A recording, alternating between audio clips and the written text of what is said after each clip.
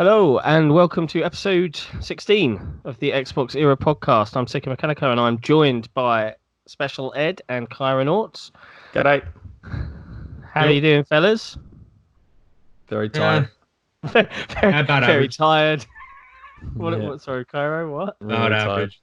About average. Well, I'm tired, and also I have to apologise in advance because normally, from a noise perspective, we all look at Cairo, but I think there's Storm Ciara or something to that effect is hitting the UK at the moment, and it sounds windy as outside. So Yeah, I could see the trees yeah, it's kind of blowing crazy. in the wind there.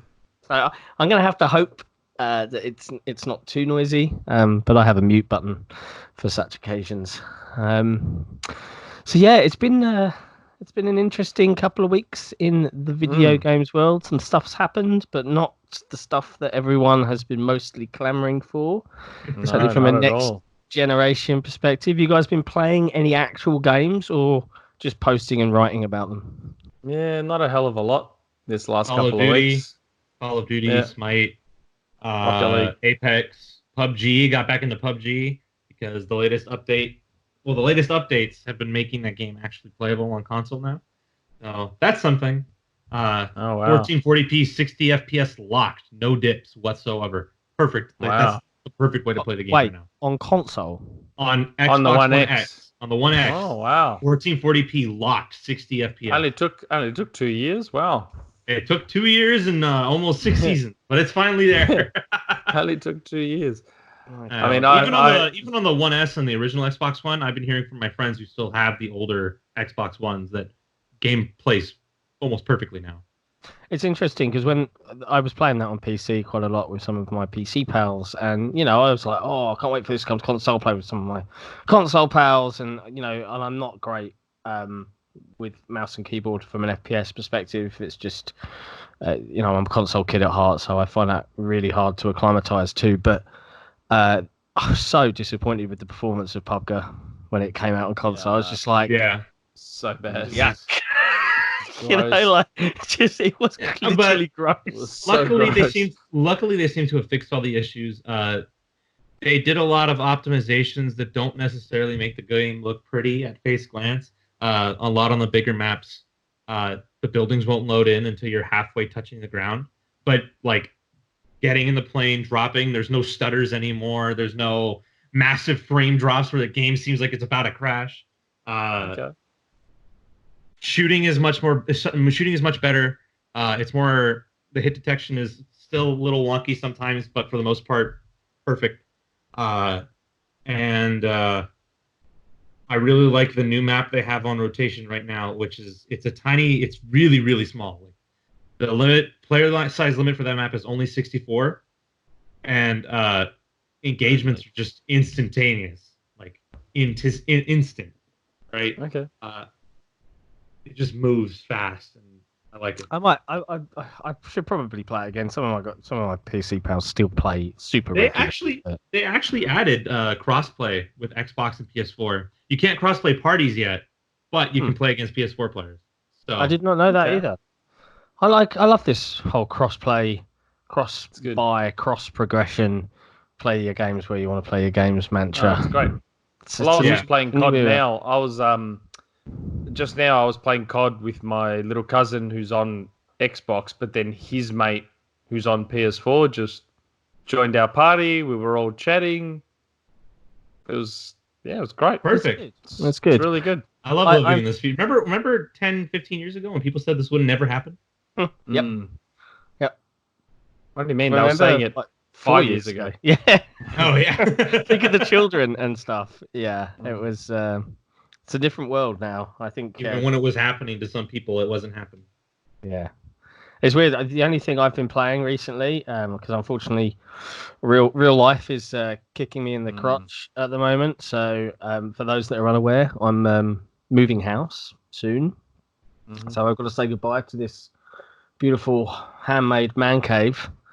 But then I get to build Man Cave 2.0. So I'm looking forward to that anyway. But we've sold up our little sort of 3-bed, first house.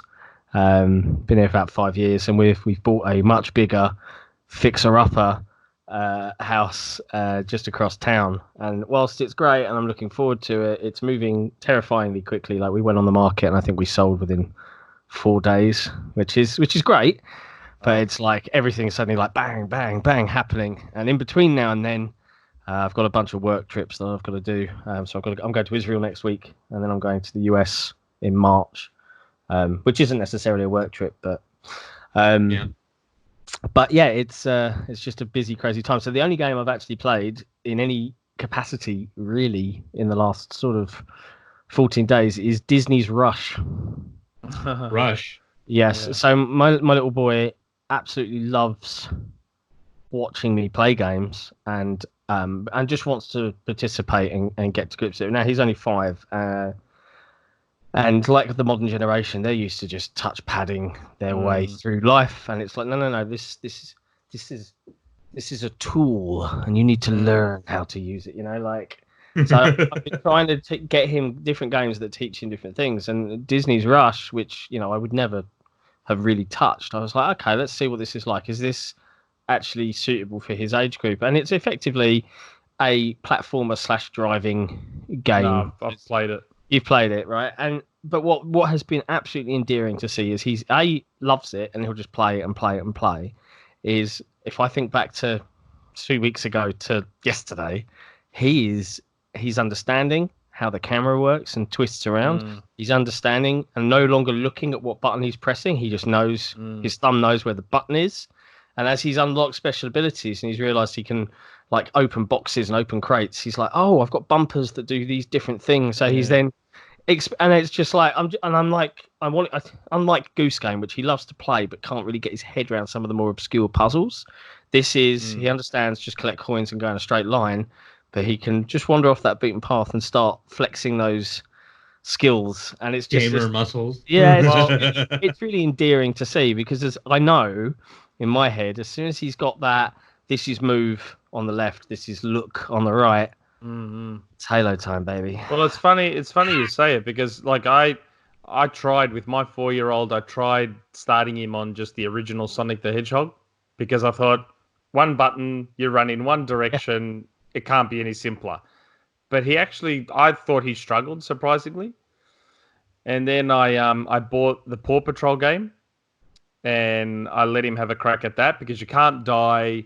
You just, again, you go in one direction, effectively one button. And the Paw Patrol game he enjoyed and got into it. But lately, and part of the reason I haven't been playing as much is that the 4-year-old's become obsessed with the Switch. Yeah. And he's full on playing the ever-loving crap out of Super Mario Odyssey. And yeah, he's getting most of the mechanics. Like, he knows now that the right stick is the camera, and he knows to turn it around so he can see stuff better. He's throwing the hat at stuff. He still struggles. Like, usually when he gets to a boss, he'll like hand the controller over to me and get me to do it. And sometimes if he struggles with trying to collect a certain moon in a difficult spot, but the majority of it he does on his own. So he's beat the game now, and now he just continues to play the post-game. It's amazing. Now. They can just play over and over and over the same. Oh level. Yeah, he just runs around collecting coins, trying to buy more outfits. Yeah, collecting random moons. Just I've started being a jerk about it. I'm just like, if he says, "Oh, Daddy, I'm stuck. I can't get these coins, or I can't get to this place," I'm like, you know what the game does and doesn't do. Figure it out, son. Use your brain. You think about it. Yeah. And I try and not take the pad from him to help. Yeah, I haven't told him that. I think Rush has split screen, and like you can have like 2 players in there helping. But there's co-pilot too. Yeah, well, and again, I'm trying to steer away from it. I want him to understand. Yeah. And, get his grip correct. But I have to admit, at the same time, hilariously, Rush was developed by Asobo, who are doing Flight Simulator at the moment for Microsoft. Bit of a difference in quality there, boys. There are so many glitches in Disney's Rush. So, like, one of the Incredibles levels, he was like, "Daddy, it's stuck," and he's jumping over this thing, and he's doing it fine, and he's sitting on this switch, waiting for the game's AI to press the other switch to let him through a barrier.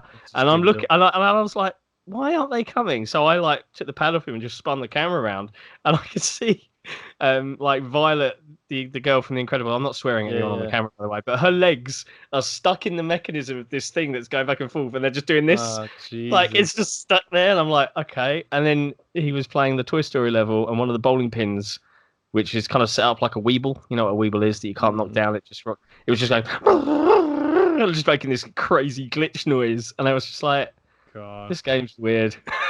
Yeah. But you know, it's for kids, so I don't mind. But I will check out Paw Patrol. Yeah, well, I mean, it's out on everything, and it's funny because he's so obsessed with the Switch now. He's spending more time on it than I am. So I went and pre-ordered the Animal Crossing Switch, that limited edition one. Stunning console. Doesn't come with the game. Okay, Nintendo.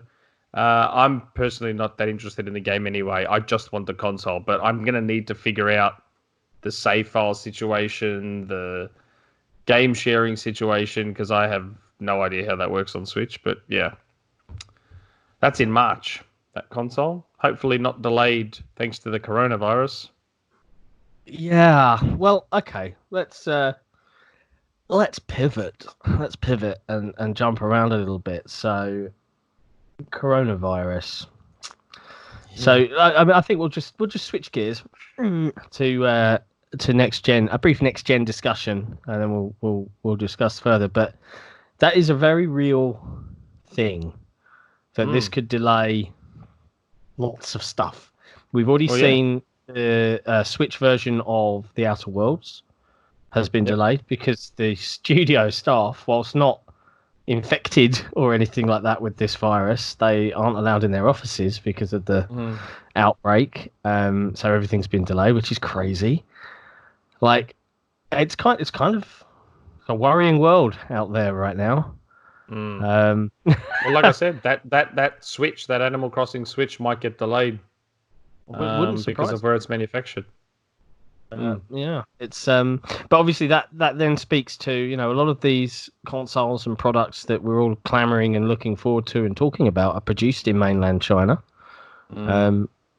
And that is a very real possibility that these factories and these assembly lines just won't be ready in time to ship all our delicious consoles out to us. I know people are thinking, oh, it's months away, but this stuff has a knock-on effect. If you think about pipeline and prioritization, you know, there's other contracts that need to be fulfilled, and they'll have to be done in the appropriate order. Yeah, if we thought the wait for next gen was bad enough, imagine if it's all delayed to 2021. might get worse. It could get worse. I mean, but the you know, next gen OT is then already getting like super crazy, isn't it? But then that means it gives them the time to like add a second GPU and like it's the power brick. Put in the stupid HBM2. Yeah, it gives them time to like scrap 16 gigs of RAM. It gives it time to like scrap the original APU and make a whole new one in only 16 months, you know, because that's how engineering timelines work. Yeah, you know, Mark Sony to God and stuff. Yeah, I don't know. We'll see, but we, you know, certainly for now, you know, we've seen things moving, and we've seen things coming to light. We haven't, you know, just to set expectations. By the way, there's not particularly a rumor mill on this episode because there's not a lot of new information out there. But I have been given nothing. Let's just briefly touch on something here. A few episodes back, I believe, Ed, you had a little chat. You spoke to the camera and you said, if you like Platinum Games, you should buy when they release. And everyone was like, what? And no one really talked about it. And then some other site suddenly said, Kickstarter. Hey, yeah, here's a Kickstarter. And it all happened. So you predicted the rumor that the Wonderful 101 and it's other games. Well, at the time, I said that they got the Tencent money, so I assumed that they weren't still going to proceed with the Kickstarter for Wonderful 101, because I said that originally they were going to kickstart Wonderful 101 ports. But They're probably I using the worked 10-cent money for something else then. for something else, yeah. But at the time, like the natural assumption would be that if they've got 10-cent money, they no longer need to go to Kickstarter. Turns out they've still gone to Kickstarter. But yeah, so we heard that one a while back, didn't we? And that Kickstarter announced ports for which consoles again? Everything except Xbox. Wow. Thanks, Platinum. Yeah, it's okay. You're not missing out on much. It's not a very good game. You say that, and about like 10 minutes after this episode gets uploaded, there's going to be a raging storm in the comments. That's not well, there was a raging storm. I just found it amusing, right? That more and more, I guess it's it's just really a statement that when we say something on this podcast, it's usually not tales from our behinds. Is I think the important distinction I want to make. I mean, like maybe 75% of it is tales from our butt. But... well, typically we try and verify it and understand it. So it's interesting. It's interesting though, seeing when we hear things like weeks and weeks out, and then we suddenly hear other sites bubbling them up, and we know we're small and we probably don't get referenced all that much, but we're just saying the track record is increasing. So far. We're still waiting. We're obviously still waiting on Elden Ring, of course. But every day that goes by, that Elden Ring doesn't get shown. No pressure. It's one day closer. I did see that they've got their earnings report, and it's soon, isn't it? Right? Is it Namco? I can't remember which is the company. So they've got their earnings report, and I am curious to see if they're going to talk about it or maybe mention it. But that was the warning that I'd got, because nothing's been seen of it. There was word that maybe they might want to show something prior to the end of their quarter or whatever it is, something like that. I don't understand the financial side of it, but something like that. But it doesn't look like that's happened as yet. So I don't know. Yeah. And now the speculation moves to when we might hear about the PlayStation 5. Yeah. Because it's not looking like Feb. Well, it's weird. So, do we talk about this? Is it worth talking about this? I'm going to talk about this. So, I've got my own sort of people in the know. Not as perhaps not as illuminated from an Ed perspective, because I don't want to talk too much about where that source is. But within the UK games industry, I know a few people, and I get some occasional nods, but this is usually, and I'm just clarifying here, this is usually when they, as the general media of games, so games journalists, etc., are notified that something is coming. I will usually get a little heads up, we're hearing this. And I think it was it last week, like Tuesday or Wednesday? It was the other day, yeah. It was the 5th of Feb. It was the 5th of Feb. We started getting some rumblings that Sony are pivoting and trying to announce something soon. And it was vague as all hell. And we, there's not been any fruition of that. But it's just interesting to note. So, I know there's a lot of holdout from folks. Well, that's the thing. So there's a Sony employee on ResetEra who someone asked him something, and he said something like, "I plead the Feb," which people then converted and twisted and was like, "Oh my God, 5th of Feb, something's happening on the 5th of Feb," and then the 5th of Feb passed, nothing happened. Yeah, well, on the 5th of Feb, my person got in touch with me and said, "Oh, there might be PS5 news today," but he said to me, "Don't say anything." I'm like, "Really? I can't get the scoop on that one? It'd be great to say it's coming." And they're like, "There's something funny going on with this. They're like, I'm not 100% sure." They're like, "Don't say anything." I'm like, "Okay, I won't say anything."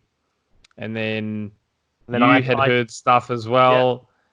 Yeah. And so I got back to him and I'm like, "Oh, John's heard something too. Like, are we sure? Like, can't I go with it? They're like, nah, don't go with it. Just hold off. And then the 5th came and went. Yep.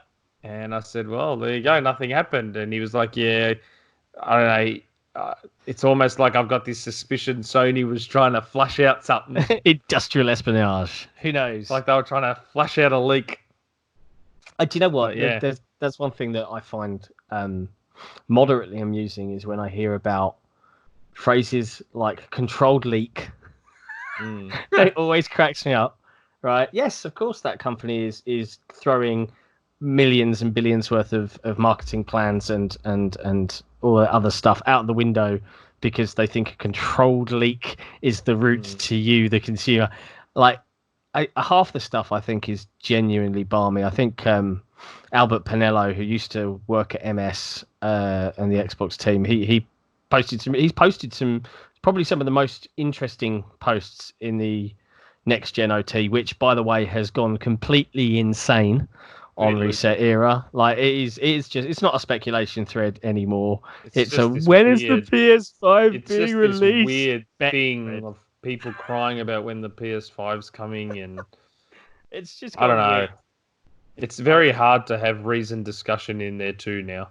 Yeah, there was never going to be reasonable discussion in the next-gen OT thread. No, it's just strange. Driven by hype.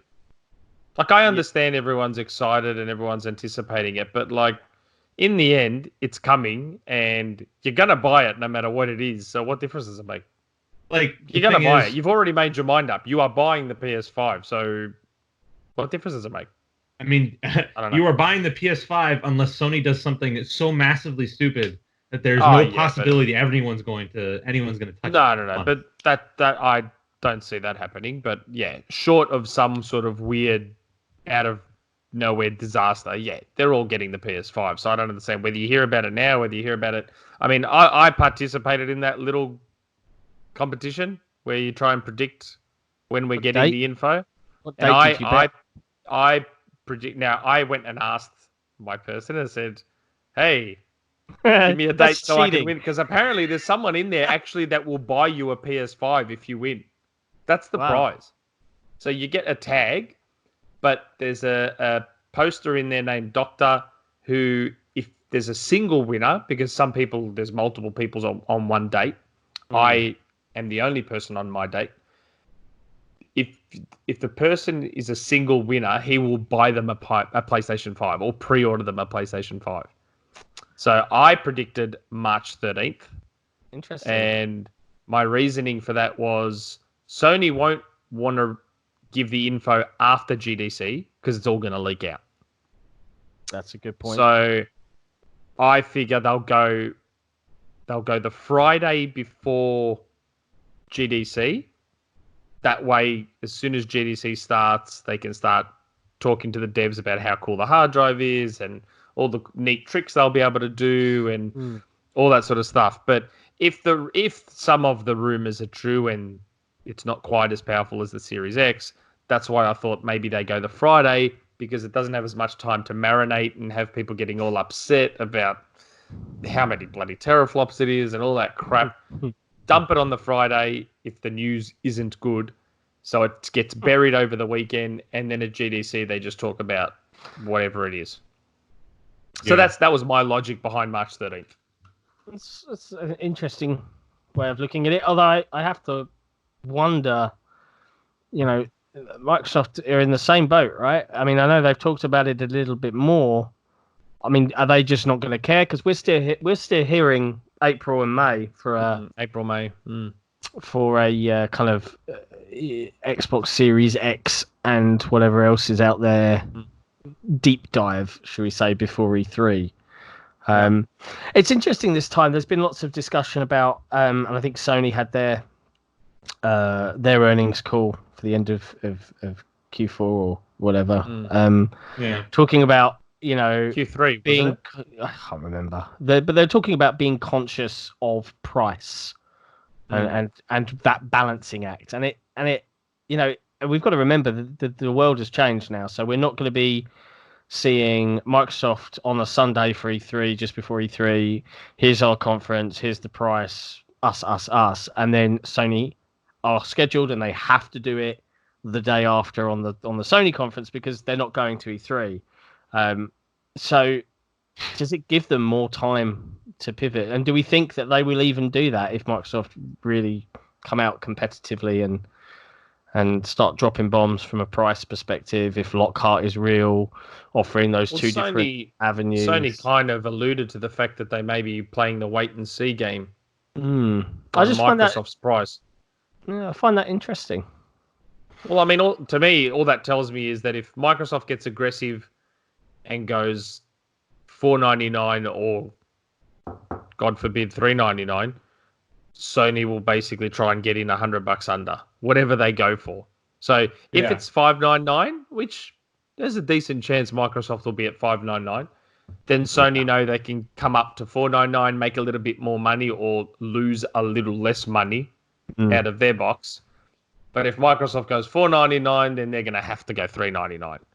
And that's where it gets interesting, because before we knew that, Sony would always be the day after. And now they have a lot more time. They can be like, yeah, our conference isn't till June. Or whatever the case may be. I just don't see them wanting to go after or close to, personally. Yeah. I don't see it. It's just and at that point, just make Microsoft launch the Xbox Series X at $299, so PlayStation 5 has to be $199. Call them on their bluff. I think that how funny would that be? And then Microsoft has like bold underneath prices subject to change. Just come out with $299, and they go, "No, sorry guys, $5.99." But to be fair though, I don't. Again, but maybe I'm the weirdo that just like I paid $1,000 for the PlayStation 3 back in 2007. I don't. Yeah, you are a weirdo. I don't think $5.99 is the outrageous price that it was back in 2006. No, it's not. Like, you've got people paying $1,000 or more for a phone, and I understand a phone's different to a console, but I just think as an industry, as a group of consumers, customers, whatever, we're becoming more conditioned to pay more money for better products, I think. So I don't know, like, yeah, I mean, Microsoft, they priced the One X at $4.99 and it sold fine. They priced the bloody controller at $200 or whatever it was, and that sold great. So I think, I and that's the thing, right? The Series X is for that hardcore that want the best for their money. And I think the days of, and you still see it in the next gen thread at the moment of, they're gonna willingly sell this at cost or at a loss. Those days are gone. All right, there's no real reason to. All right, you got to remember all this. Oh, Microsoft are in third place. Like that, it's a solid business. It makes them money.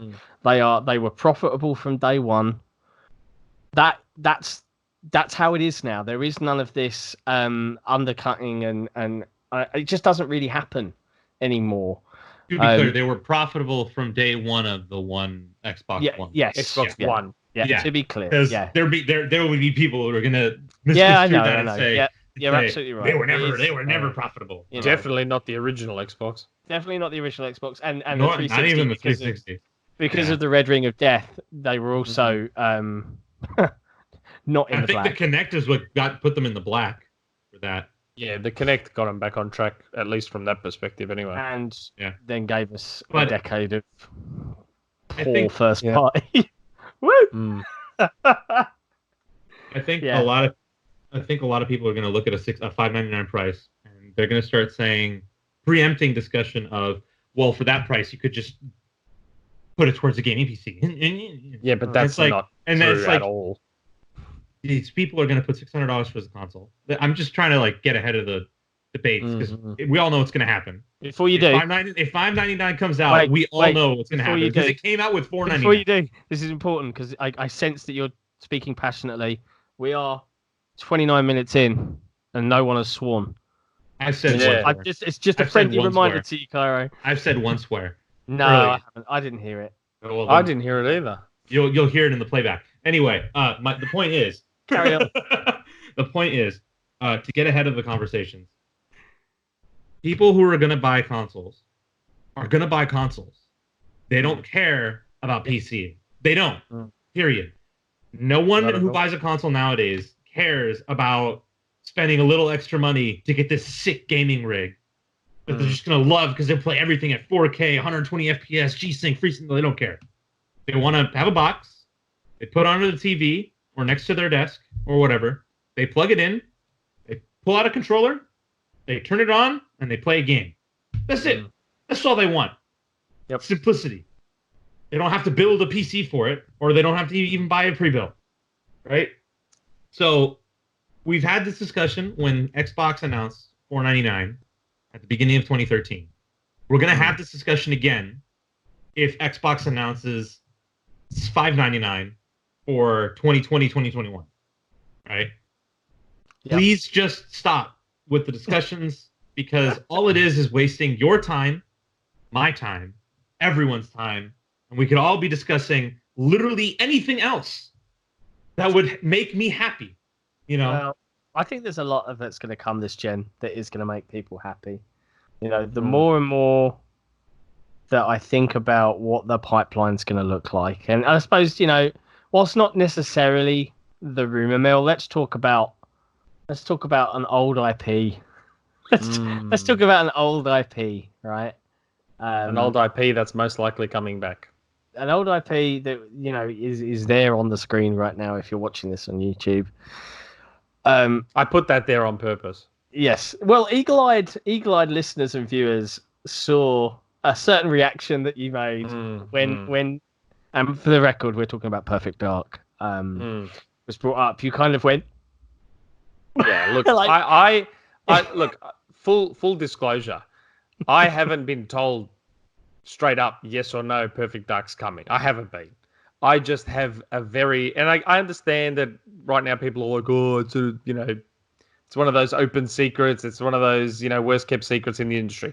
I just have very strong reason. Yeah, I just have very strong reason to believe that it's definitely coming.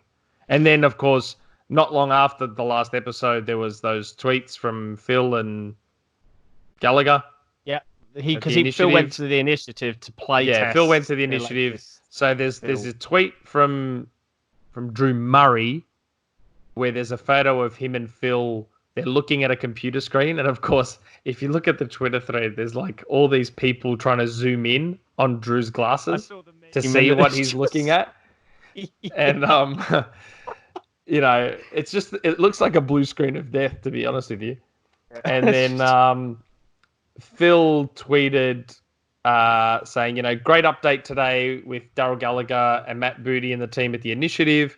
Incredibly talented studio, challenging themselves to do new things and in brackets and old things in new ways. So that leads me to believe that not only is Perfect Dark coming back, it's probably the initiative doing it. And I think we had heard that Coalition might be helping them. Yeah, and we heard that they, you know, the Microsoft teams now are a lot more interwoven, and they talk about development and sharing resource, and so you got to wonder if maybe some of the Coalition devs, as Gears 5 was wrapping up, were being kind of side project into something. Well, yeah, I mean, it's a big studio. It's a big studio. It's a very big studio. There's no reason that, you know, they couldn't lend, I don't know, maybe a certain section of the Gears team was done with whatever they needed to do, so they help out the initiative on Perfect Dark. Like, yeah, I don't know. And it's just, and the funny thing is, if it's the Coalition helping, like, you know, we spoke with Thomas Marler and said, we believe Perfect Dark should come back in third person. And there's a decent segment that believe, well, you know, but then it's not Perfect Dark. And it's like, well, I don't know. I just find it strange. Like, to me, Perfect Dark is in that perfect sweet spot where it's been gone long enough where barely anyone under the age of 30 remembers it or knows what the hell it is. So there's no preconceived nostalgia attached to the first person aspect of it. I mean, I'm old, and even I don't want it to come back as a first-person shooter. Yeah. My Perfect Dark is like Splinter Cell meets Deus Ex meets Blade Runner. That's my ideal Perfect Dark. This is the thing that really kind of when people talk about new IP, right, and you see it, no, it's got to be a new IP. I don't want to have a rehash of old ideas. At this point, right, and this goes for anything. This goes for Fable, right? I've even seen that phrase. Oh, I wish the Playground RPG team were just doing a new IP. Like, why?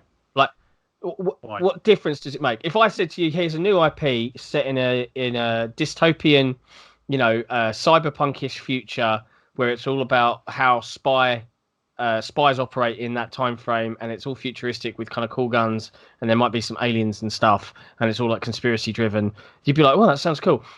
Okay, it's Perfect Dark. Well, oh no, that's an old IP. Yeah, okay, it's an old name that has potential to be a new gameplay experience. The name doesn't matter, and it's the same for Fable, right? Oh god, another Fable. Well, it's going to be a whole new take on that game.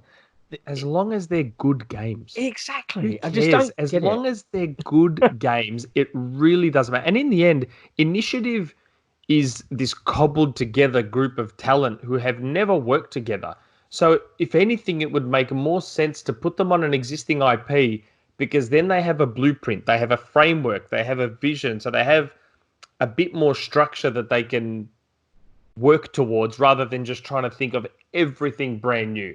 They can say, okay, we don't want to make it a first-person shooter, but what else makes Perfect Dark? Oh, yeah, the spy elements. Oh, yeah, the crazy weaponry. Oh, yeah, the setting. Oh, yeah, the characters. So they've got a framework to work around, which for a new team would probably help. And then once they've got their grounding, once they start gelling, once they know each other's idiosyncrasies and they know how to work together, go crazy, man. Go make something new. I don't know, this idea that because they're a new studio, they have to make something new. I do not agree at all. I mean, I kind of get the sentiment. People want to see new and different things but it will be go by. But it's just a name. Let me finish, man. People want to see new things all the time. They want to see, like, it's the same thing with like film and a lot of the nostalgia-driven reboots lately. You see a not so quiet sect of people who are saying, "Why don't you just come up with new film concepts and new blockbusters and new concepts to sell to the masses?" Because people don't want to see the same thing over and over and over again. But at the same time, this is Perfect Dark. This isn't like another Halo or another Gears, right? This is an old IP, sure, but the last game we haven't seen for near 15 years. That's technically 3 generations. To an entire generation of people, they will not have known what Perfect Dark is at all. Exactly. It's effectively a new IP. So I don't know. And you know, if every studio had this new IP obsession, we wouldn't have 2018 God of War. Remind me what else Santa Monica's worked on? It's as long as the games are good, don't worry about what the IP is. Yeah. Let it be a good game first and worry about the IP later. Saying that, like, I wish it was Freelancer or Shadowrun. I would have loved a Shadowrun. But then again, you know, like, I'm one of those weirdos that loved the Shadowrun. If it's a Shadowrun, I loved it.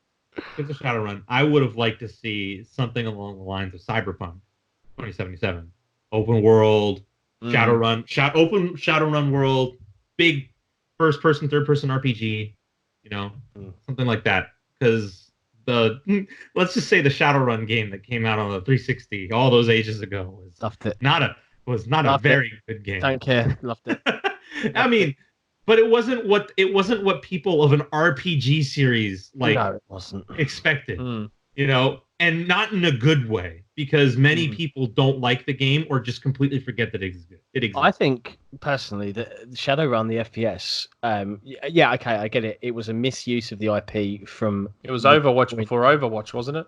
But it's a seriously underrated game from a competitive FPS standpoint. Like, and it did so many. That one's cool just things. an IP problem. They could have gone with a new IP for that, and it would have been fine. Yeah, they could have, but and I don't know. It's not my place. That's why the whole resurgence with like the Shadowrun Returns and Shadowrun Chinatown or whatever. That's why those games became popular, because they went back to the roots of the RPG. Yeah.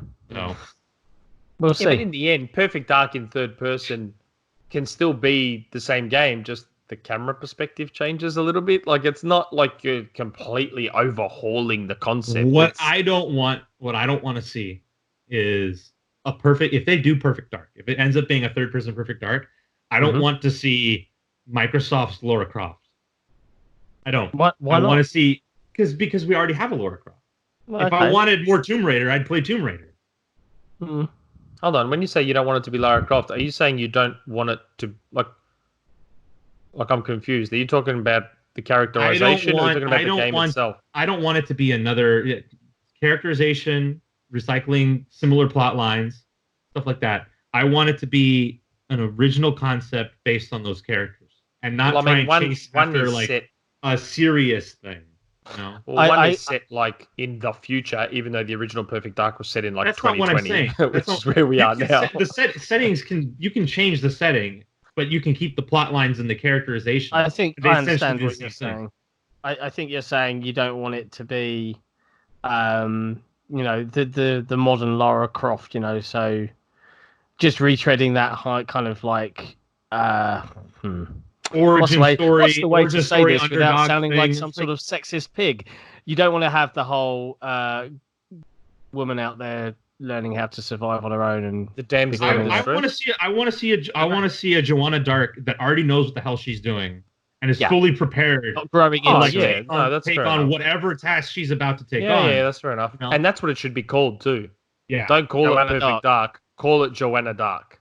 Because that even gives it that little bit extra newness where origin story, please. No origin story that takes 3 games to actually see any fruition in. Yeah.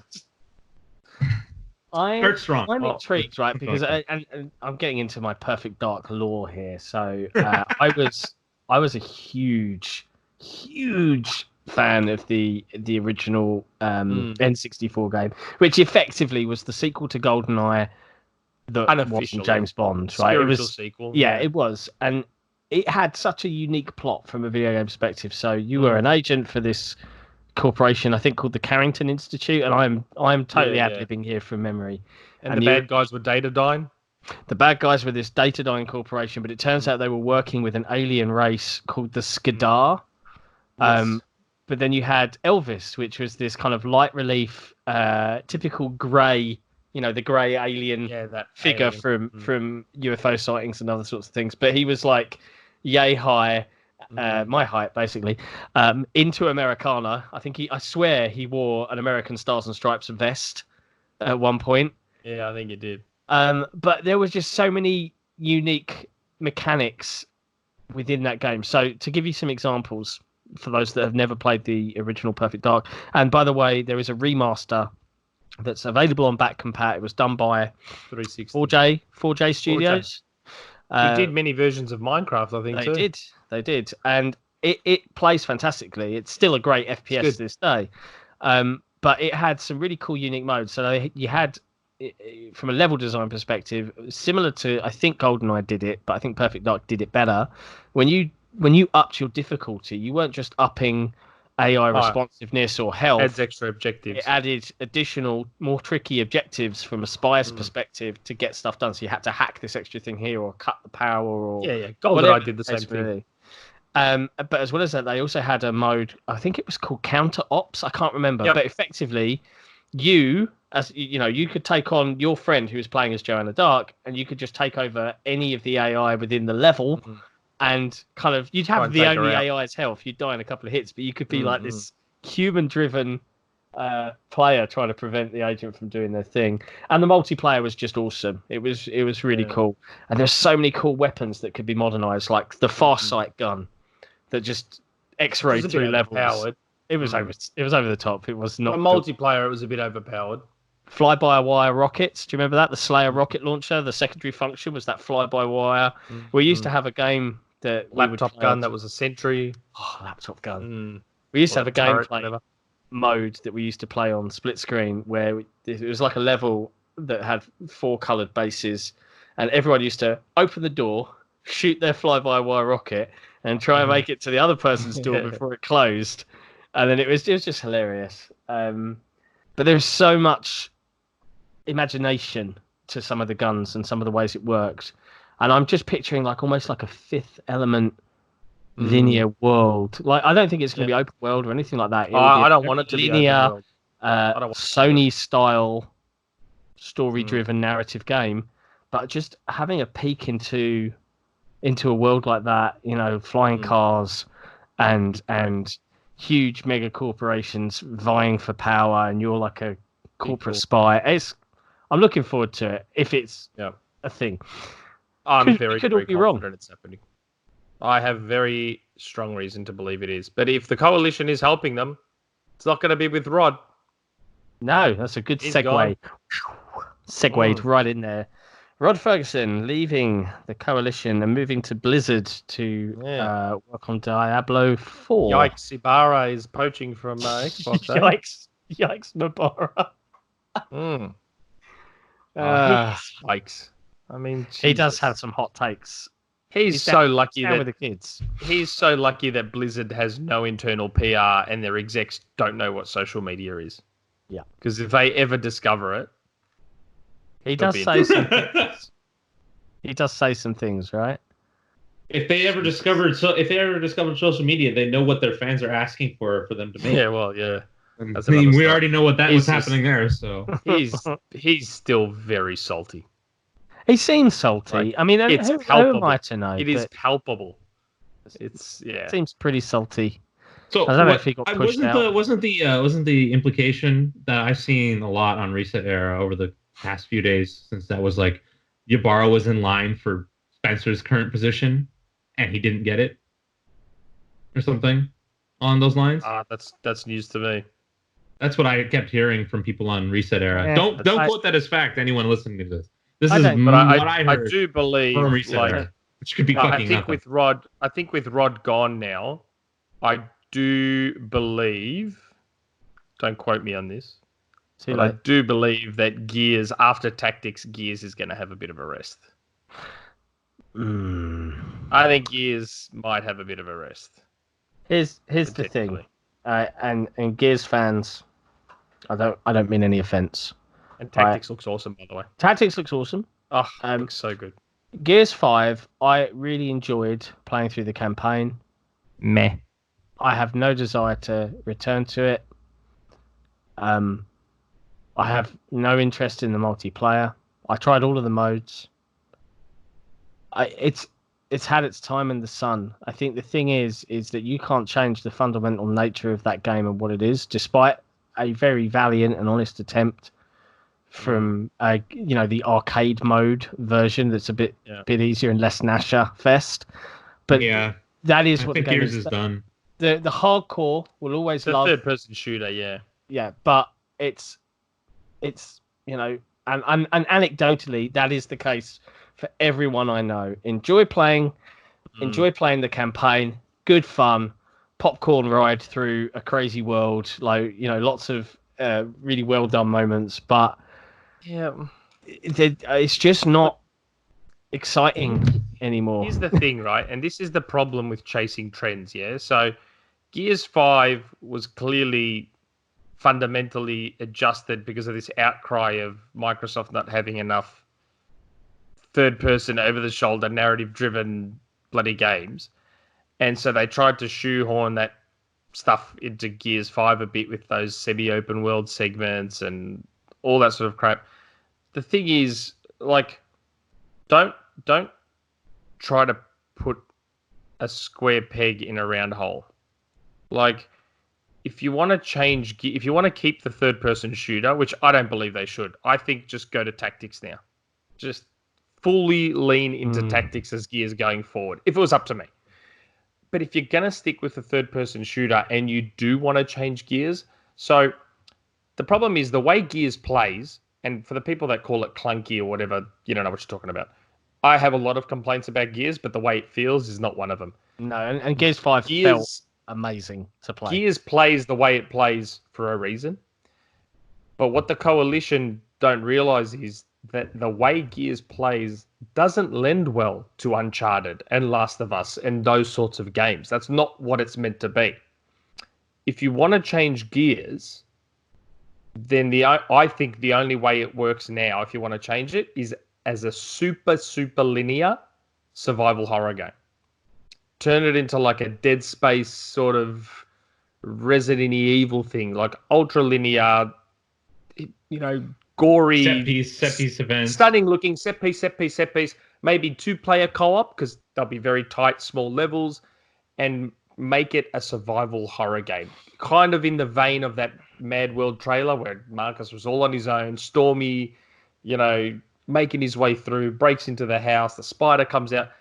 Give us that Gears if you want to change Gears, because really we never got that. So if you want to change Gears, that's how I think it should happen if they're going to keep the third-person shooter.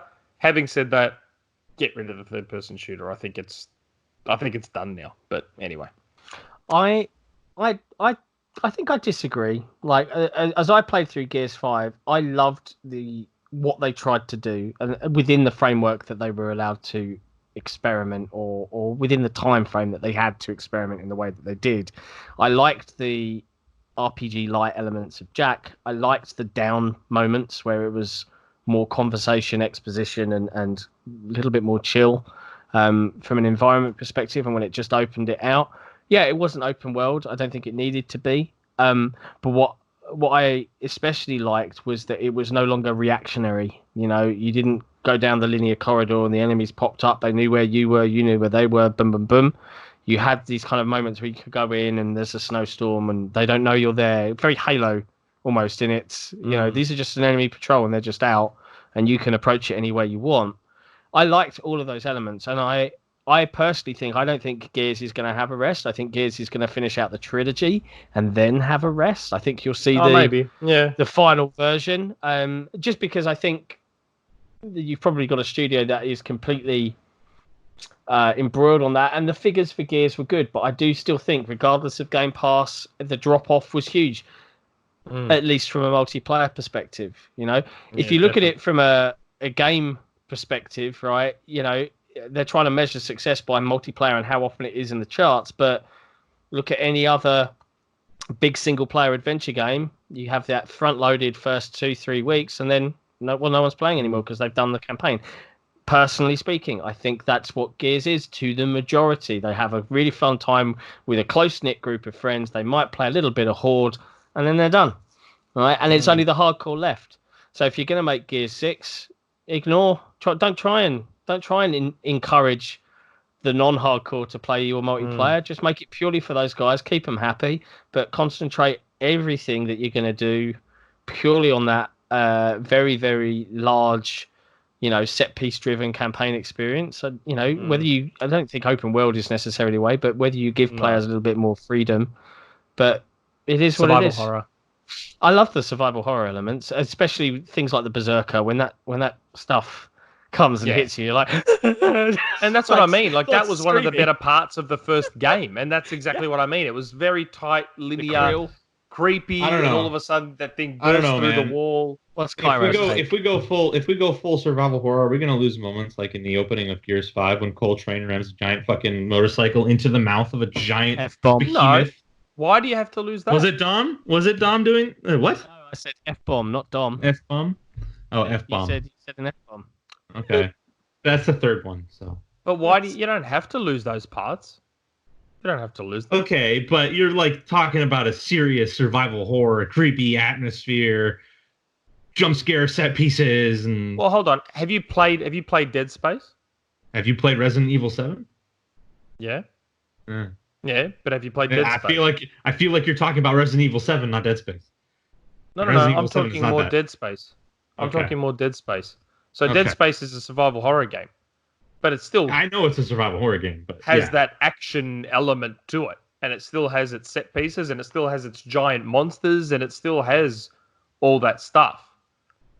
So to me, if I was in charge of Gears, I'd lean fully into that Dead Space direction. Honestly, I think fully into it.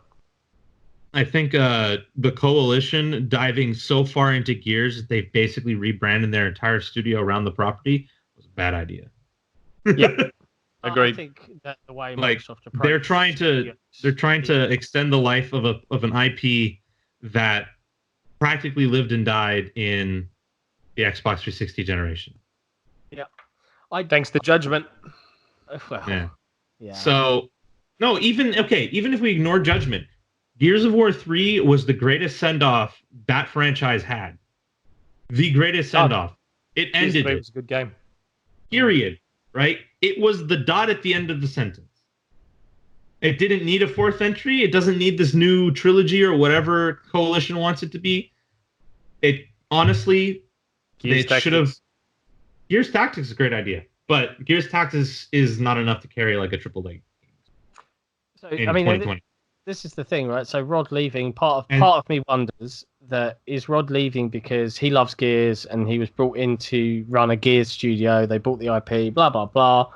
But and the studio wants to move after Gears 5 had that big player drop off, was there a serious conversation behind the scenes that was like, people just don't want to play Gears, like from a multiplayer perspective? Like, why are we investing all this time in this?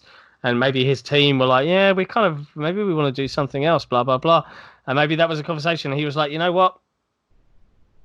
I'm out. I don't know. All right. And that's pure conjecture on my part. You'd think though, if that was the case, he would want to stick on to manage, a new IP and set the record straight for another 10 years. But I guess, the man probably just wants to move on at this point. If another company comes to you and says, here's a shed load of cash, come and work for us, I love the company I work for, but hell, I'd think about it. It's just you got to look after number one most of the time. So it doesn't matter how much. It does beg the question, though. Like Rod has a reputation, I guess, as a closer.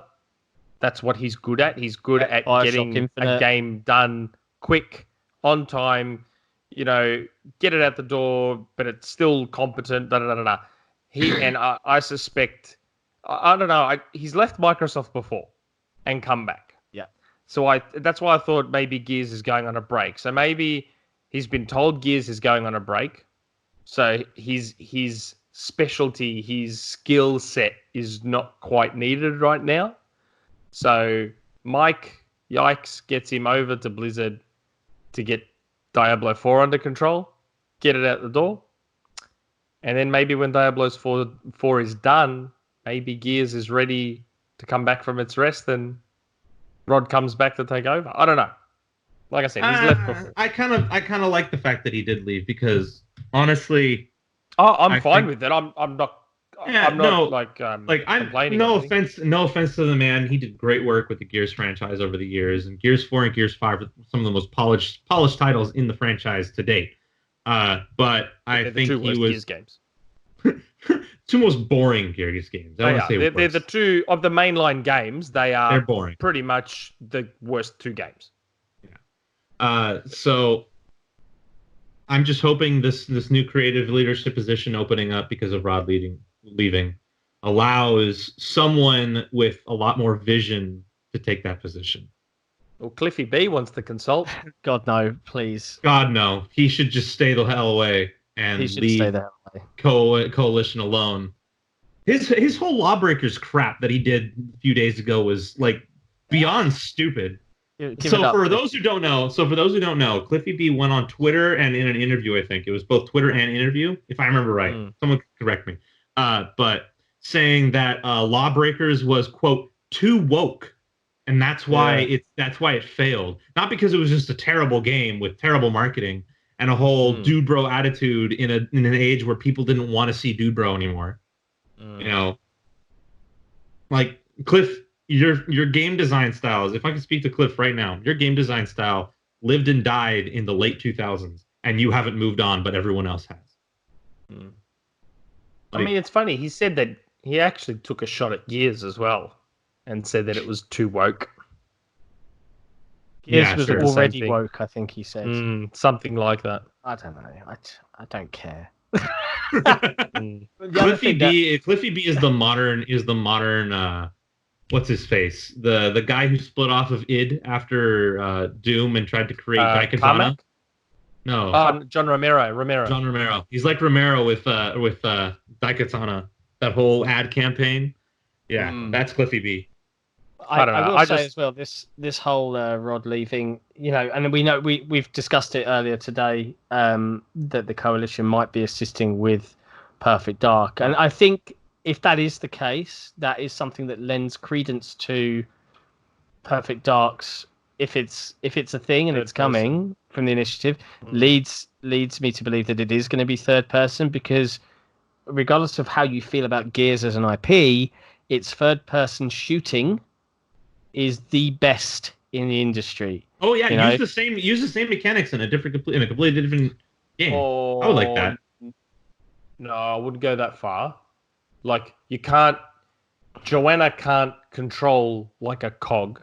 No. Oh, you're talking about Perfect Dark? Oh, no. Yeah. So okay. In my head, I was like, I heard John say something along the lines of like, the gameplay is perfect. Why don't you just make something new with it? And I'm like, oh yeah, that's fine to me. I didn't hear the Joanna Dark part. I'm like, no. Let initiative like decide how that gameplay is going to work, because I don't want Gears touching that at all. Like in terms of general movement and combat, I'd be completely fine with Perfect Dark feeling like Tomb Raider. I'd be completely okay with that. But I don't know. In my head, is Star Wars Fallen Order. Just to start with that bare minimum. Please. Yeah, I hope not. In my head, I don't know. I just have this awesome vision of her walking down a street. It's dark, neon lights everywhere. It's raining.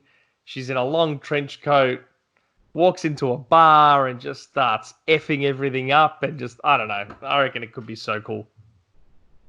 E3 this year is going to be amazing. Insane. I can't wait. Yeah. I can't wait. Oh, it's going to be good. I think it was Club. I think he put it on Twitter and in the Discord. Like, one of the initiatives artists or something, some of their work was like that perfect aesthetic for the Perfect Dark that we want. I think it was an homage to Akira, or it was an Akira piece of art, but it was just all that neon and that futuristic city, and it was like, I want the same element with Joanna Dark in it. Yeah, you know what I mean? or Blade Runner, or even Blade Runner. But to pass on to, since we're talking about the future and cyberpunk and other things like that, this game might not be cyberpunk, but it is set in a future. The PSO2 closed beta started this last weekend. Has anyone here gotten into it?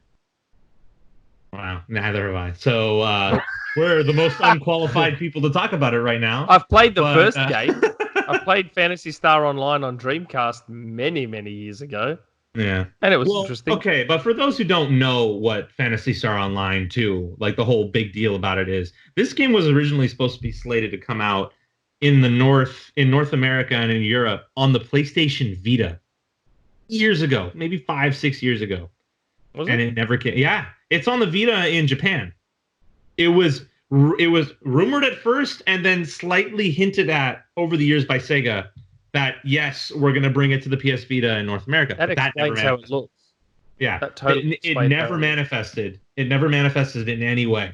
And people were clamoring for it for years. Like, you'd have people trying to get the Japanese version of the game working in North America. They'd put up with the hundreds of milliseconds of lag just to play that game. And people would release fan mods of the game to translate the text so people could actually understand what the heck they were looking at. And the community around that, the fan community that hustled around that to get that into a playable state for people that were willing to put in the time and effort to download a version of the game and mod it on their Vitas, let alone on their PCs, because I do believe it is also on PC. Like, insane. And because this was long rumored to be a PlayStation game, when Xbox announced that it was coming exclusively on console to Xbox One, this last year at E3 for this year, honestly, that was like, I laughed out loud when I saw that at E3. I laughed out loud when I saw that at E3 because is that a timed exclusive? I think it's a timed exclusive for now. I'm not sure, but the fact that PlayStation isn't the one getting it first, I checked Era the next second, and I predictably saw everyone upset, and it was just insane. But I mean, I haven't played the beta, so I can't tell what it's going to be a free-to-play game, isn't it? I think so. I'm not sure. Okay. Coin toss on that one. I didn't mind the first one, so the first one was on the OG Xbox, right? No, it was on Dreamcast. No, it was Dreamcast. Dreamcast, yeah. It's Dreamcast. No, I'm sure the original Xbox had Phantasy Star Online. So you want me to look it up right now? Yeah, I want you to look it up right now and prove me correct. I'm going to picture lots of people that watch this podcast nodding and going, "Six, absolutely right." I don't know about that. Because I think that's the whole point. No, he is right. No. You're not right in one respect, because the original Phantasy Star Online was only on Dreamcast, but episode 1 and 2 of the online was on Xbox with Live enabled. And Phantasy Star Online, I'm on the Wikipedia page now. Phantasy Star Online, Dreamcast, Windows, GameCube, Xbox. Yeah, PlayStation 2 was the only thing it didn't come out on, surprisingly. I think Phil loved it from back in the OG Xbox days, which is why he went out and bartered with Sega to what do he that. What he should do is go back to all the people who he was in talks with back in those days about games and stuff and release them. Like, wasn't there? I was rewatching the 3 Xbox Boss podcast episode for Xbox Unlocked. Oh yeah. A few years ago, and they were talking about a Destiny-like game back in the OG Xbox early 360 days that never got greenlit because they thought it was. I think they said it was. They thought it was too ambitious. And here we are. How about he goes back to Sega and gets Virtua Fighter 6 going? How about he just goes back and writes a blank check and says, "Hey Sega, come and join the Microsoft." They should still, if they're going to release the Xbox in Asia, etc., just buy Sega and then get Sega to brand it the Sega Dreamcast. It's too late for that. It's too late for that now. They should have done that years ago. It's too late for that. Never mind. So the only other thing I wanted to mention, and it's not on our list of things to discuss. I'm actually really enjoying reading because I'm hyped, right? I am hyped. I'm a Halo fanboy at heart, and I keep reading the Halo Infinite speculation thread on Reset, and there's so many things I want that game to be. Like, I'm really hopeful. Like, a lot of people, obviously, at this point, we know nothing. We literally know nothing about. Is it linear? Is it open world? Is it, what is it? We don't know. It's just it's going to be another Halo. We know it's going to have multiplayer. We know it's going to have a campaign. But there's this part of me that, when you see what they've shown from a trailer perspective, when you see the concept art, are we going to have this, genuine open world with meticulously designed environments for Halo for the first time? What's it going to look like running on the OG Xbox One versus X versus Series X? There's all these questions, and I keep thinking about it. I keep having daydreams about it. I know that's weird to have daydreams about it, but God, I'm really looking forward to that game. I still think it's going to just harken back to CE. Well, I think it's just going to be a reimagining of CE. I think it is in its themes, certainly mystery, intrigue, expansive environments. But I picture that Pelican and that guy that pilots the Pelican. He's going to be your fast transport, fast travel to the different worlds. I think that I don't think he'll be in the game. He will be 100% character. I don't think he'll be. I think he was a stand-in for every Xbox Halo fanboy that has been over the years saying we want Halo to go back to its roots. And I think you're wrong. You hope I'm wrong. No, I don't think I'm wrong. I would be leaning towards 100% wrong, but I also think, like, what if they really lean into this? Because all these games have RPG light, and I don't really want that in my Halo. But if my Halo is going open world, and the Warthog is kind of like, the Warthog is synonymous with Halo, right? It is the horse in the Halo world. If you imagine you're in this open world Halo and your hog is like beat up, but that's the thing that as the game progresses, you know, okay, I've added a turret, I've added armor, I've added expanse slots to store equipment, and that's the thing that you'll always kind of go back to and fix up. That's the RPG elements I want, not strictly RPG stuff, but I've always had this idea: how cool would it be if it was semi-open world like CE was, and you know, so for example, you can beat the game as you are, but maybe if you explore a little bit and the game encourages you to explore, maybe you find an upgrade for your pistol that makes the rest of the game easier. You can still beat the game without it. It's not something you have to find as part of the game. But maybe the explorers do find these sorts of things that help them out. I can't. A better scope, more ammunition, slightly better armor, whatever the case may be. These wonderful things that could be. And I think, and that's the thing that, you know, now that they've been given the time, they've got an engine that allows for quick content creation, etc. I'm just incredibly interested to see what a team that loves Halo, and you know, and briefly mentioning here, so for those that are into level design and Forge and stuff, there's a prominent forger named Wyvernzu, or Alexis, as she's also known on Twitter, and she kind of came out of nowhere when Halo 5 Forge dropped.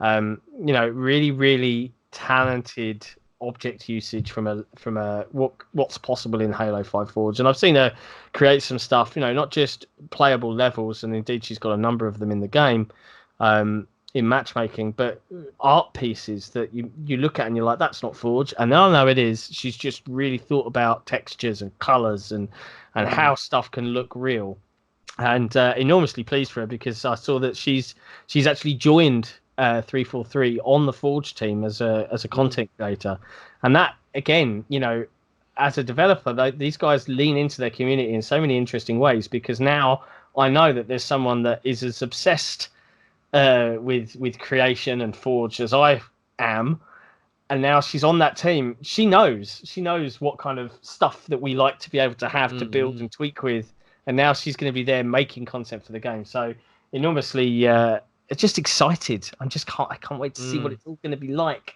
E3 is going to literally, I'm going to be sitting here with popcorn and just like that. And speaking of which, I think we should totally do a live E3 reacts. You know, we'll get down with the kids on a YouTube level. Get down with the kids. Down with the kids. I don't know. I'm too You're old. only like in your 30s. Stop. I feel very old on a daily basis, Cairo. Right, when you get up to our level, me and Ed's level, when your back's twinging, and you know, you don't just be rich and then like become 20 years younger than you currently are. Yeah, I don't know. It happens. But yeah, so I just wanted to mention that because I thought it was a cool piece of news. So congrats to Wyvernzu.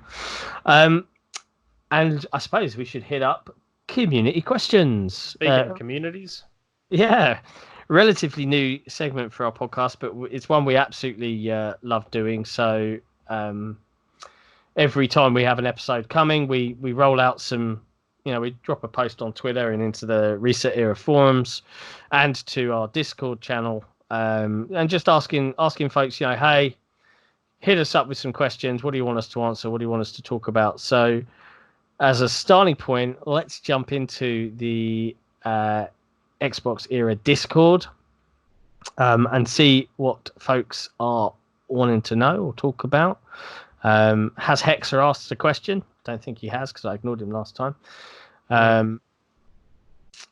Let's have a look. Let's see what we got. So, have we got anything?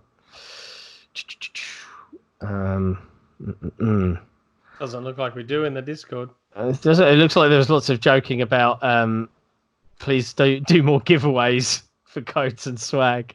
And I really need, I think I'm going to just have to give away the Game Pass Ultimate code I've got. I've literally got it sitting here, almost like a credit card. But we'll have to sort that out. So one question that I do have is from Blast the Bass. I think he is in the Discord. Yes, he is. Justin on Twitter is, have we ever considered doing a community play session? So, for example, if a custom lobby came to Apex, we jump on and invite members of the community to fight us for glory. We'd love to do stuff like that. And I think the wider team, as this year sort of leans in, there's a bunch of folks that you don't see on the podcast that help run and maintain XboxEra's site, that they all video streams and stuff like that. The problem, particularly for this unit of people, is that I'm in the UK. Time zones. Ed's in Oz. Cairo's in the US. Time zones are a bitch. So it's a tricky one to do, but it's not something that we're against. I think it's just time allowing. Like I said, we're all old. Two of us are. Yeah. Two of us. I feel old. Cairo's just young whippersnapper. Yeah, sure. Old guy. I think Colbert from Reset, from Twitter. Question to Nick, and I don't understand this, Nick, so maybe you will. I don't know, it's a dumb question. This is a dumb question, but do you understand what he's asking here? Yeah, do you have emus as neighbours? And do you know if they plan another war? That's so stupid. It's crazy to me that people still think, like, if I open the blinds behind here, you're not going to see any kangaroos or wombats or koalas just strolling past. What That's about not giant how it spiders? works here. That's what it's like. No, we don't have the giant spiders either. We don't. I mean, Queensland probably has a lot of that stuff, but where I am in Melbourne, no, we don't have any of the giant animals or the deadly animals or any of that stuff. There you go, Colbert. No emus as neighbours. No emu wolves. Most of my neighbours are, annoying. Yeah, like everyone's neighbours.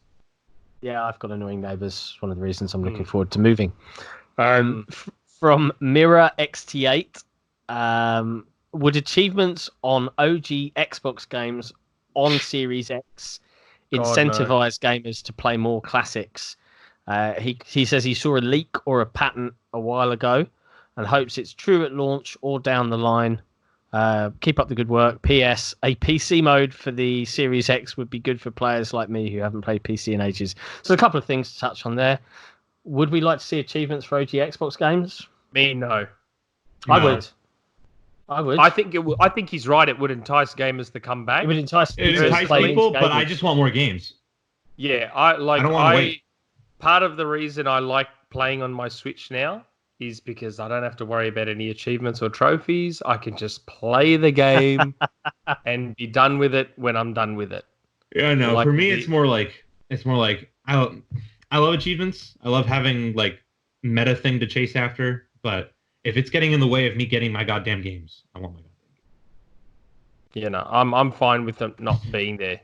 Like if the choice right now is between tripling the number of OG Xbox backwards compatible games without achievements or staying with what we've got and adding achievements to them, I'll triple it. Yeah, well, I think that's a fair comment. But I do agree that having achievements in would incentivize players to play some older games. It would. I'd actually probably play less of them, but yeah, it would. A PC mode for Series X, never going to happen. Yeah, I reckon. I've speculated that it might. I don't think so. I don't know. I can't remember if we've talked about it before, but I had heard a while back that Microsoft is planning something big, and apparently whatever this is, the words that were used were, it's something only Microsoft can offer and no one else. And that goes for that doesn't just go for Sony and Nintendo. That goes for anyone. EA, Activision, whatever this is that Microsoft has planned, it's something that apparently only they can offer. And I was racking my brain thinking, what is it that Microsoft can do in the video game space that no one else can? Subscription service, everyone can do them. Games, everyone has them. Hardware, Sony and Nintendo do it. Like in my head, I can't. The only thing that came to mind was Windows on Series X. That was the only thing I could think of. I just don't see it. Don't see the need for it. Don't see the point of it. Windows get PlayStation games on Xbox. it is Windows, right? It's a core version of that OS, but the benefit of having a console is Windows, like running right now. If I'm playing a game, I'm brute forcing my way to the performance level because there's so many other things that Windows has to do and keep running in the background that a console doesn't have to worry about. I just do not see. I'd be very intrigued to see if I was wrong, but I am leaning towards a hard no. But you had Ed's opinion there, maybe. I just couldn't think of anything else. I couldn't think of anything else that Microsoft could offer in the space that no one else can. I think if they actually like chase after putting Windows on Xbox, it'll probably be a very specific flavor of Windows. Oh yeah, like RT games are like incredibly optimized for it, like insanely optimized for it, and you can only buy games through them. What if you're thinking about it the wrong way around, and they're more talking about OEM level design your own Xbox, kind of like you have OEMs like HP and Dell that make Windows laptops. What if you had OEMs making Xbox versions of their own? They get the chip and they can go away. And what's funny you say that, because you just reminded me of something. What if, and it's funny, before, let me think, I've still got it in my Imgur account. I had made a Photoshop of before the 1X released. I had speculated that how cool would it be if Microsoft let us build our own 1X. So put an SSD in, put bigger storage in, attach an Elite controller, and I did like a mock-up of the Surface. You know how they've got that build your own Surface website? I did that same thing, but with Xbox consoles before the 1X came out. Maybe something like that. Hey, you want a Series X? Because it is a PC tower where it looks like you can just open up the back. So what if they let us build our own Series X where we put in, if we want to pay extra for a 2 terabyte NVMe drive, we can. Yeah. I feel like if they do that, it'll be like proprietary, like the 360 was. Nah. You want a bigger NVMe drive? Cool. Buy this Xbox branded NVMe drive. It's like the only thing that's gonna friggin' work for this thing. Pretty sure they're using off the shelf. Yeah, pretty sure they're using off the shelf. Slot. I think Sony might be using off the shelf. They might be using off the shelf, but that doesn't mean they'll be allowing anyone to use off the shelf. Well, look at what they've done for expandable storage. Sony did for 2 generations. Yeah, but this is Microsoft we're talking about. Microsoft did it. Microsoft today, they branded, they paired up and let Seagate release an official, Xbox branded, but it is just a standard storage drive. It's just got the Xbox. And they've even allowed you to swap out an M2 in the Surfaces now. Which is what I reckon that's what that slut is. They're specific Microsoft branded Surface NVMe SSDs that require a specific adapter, a specific size. Sure, you can probably grab an off-the-shelf part that is that specific size and will work with that connector, but they want you to use their proprietary stuff because that is what those slots are for. For those little M2 drives that they have in the Surface. But if it's that, they'll probably have some hardware DRM locking it to their own drives. I don't know. I think this is, it's a phrase I've heard before. This is not your father's Microsoft. Like these guys have changed how they work they partner now. It's all about ecosystem. It's not about nickeling and diming your user base. But could be wrong. Again, let's see what happens. So that was an interesting one. From Michael Hollow Matheny or Hollow-Fied TG on Twitter. He'd be curious to hear our thoughts on what are the chances of Microsoft putting out more AAA, darker, story-driven games similar to Sony. Personally, he loves Halo, but he's not the biggest fan of the other big franchises Microsoft have. Curious if he thinks there's a chance. I think the short answer to that is, there's definitely plenty of chance. You can look at the initiative to see what they might build. They're going to be the first one to watch from a AAA Playground, Obsidian, Ninja Theory. Look at Hellblade 2. They're all going to do it. I mean, look at Hellblade 2. They're all going to do it.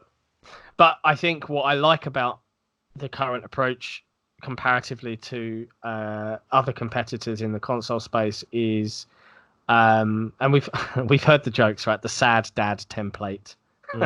Right, is that, yes, there's going to be those kind of games, your Hellblade 2s, whatever the initiative's working on, But I think that there is also, I like the fact that there's this extra room for games like Grounded or I'm trying to think like Flight Simulator, Gears Tactics. There are Game Pass allows them to have genres and niches that they can throw out there to tick a box that only ticks a box for like 10% of their audience, but that 10% will stay subscribed to their service, and it allows those games to exist in a world where those kind of things were going away. You know, if you look like all those B tier games that were part of the 360 generation, like one of my favorites from the 360 gen, I don't know if anyone's ever played, was an RPG of Jason and the Argonauts. Did you ever play it? No, I don't know if it's back compat, and it's probably something I should look at, but it was made by a small team. It had Mass Effect-like conversation skill trees and things like that, but it wasn't a AAA game, but it was really great fun to just play through. Well, one of my favorites was 99 Nights. Yeah, I'd love another 99 Nights. That was such a good game. So there is things that they'll do. I don't know. Just why would you want a console that has virtually nothing but third-person single-player action, like third-person something, everything third-person. Like, I don't know. Don't you want stuff with variety? Like, I think that's the key word, variety, from Game Pass. I don't know. But I think I love that. You know, one of my favorite games on the Switch is Mario plus Rabbids.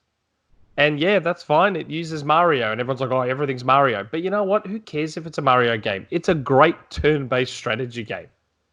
So I have no problem with them using gears over the top of whatever tactics is. I like that there is now going to be a high-quality turn-based strategy game on Xbox, because there's not a lot of them. There was XCOM for a long time, and that's all there was. Phoenix Point, I think, just dropped on Game Pass as well. The original creator of XCOM. But yeah, so there will be more AAA, hardcore, sad dad games in your life. You too can be sad dad. Can we get a sad mom game, please? There's hardly any of them out there. Yeah. That's the thing that bothers me, though, is like, come on, like, we have all these sad dads. We can't just have like a sad mom or something. Just mix it up. Maybe Joanna will be a sad mom. Maybe Joanna. Maybe. I kind of don't want that, but okay. Yeah, she'll have a kid she has to drag through these adventures with. Yeah, no, it's just like, I don't know. I feel like the partiality, because it's always like, if it's a sad dad game, the mom's dead. There's no mom. She's gone. She's out of the picture, or she's about to die. Like, it's almost predictable at this point. Like, come on, really? Variety is the spice of life. Last question from Hypernova474: do we think we'll get as many inside Xboxes this year? No, not as many. But when they drop, they'll be content filled. Comparatively, hopefully there will be a vast improvement in the quality of that show. Yeah, because you've got to think about timeline of events from now until launch. You'll have an inside Xbox as a launch party, but it will probably be XO20. You will have an E3 one. There'll be an E3 one and Gamescom. Yeah, so that's pretty much it. I don't think you're going to see like a bi-monthly or a quarterly cadence to the show anymore. Certainly for this year, because there is so much to talk about, and their marketing team will be firing on as many cylinders as humanly possible. I think potentially once all the first-party studios get a rhythm going and they start to release, 3, 4, 5 games a year, ranging from the smaller stuff like Grounded to the bigger stuff like whatever Fable and Perfect Dark are going to be. Once they get that rhythm going, I think then we may see Inside Xbox come back as a monthly or every couple of months thing, because they'll have that content to support the show.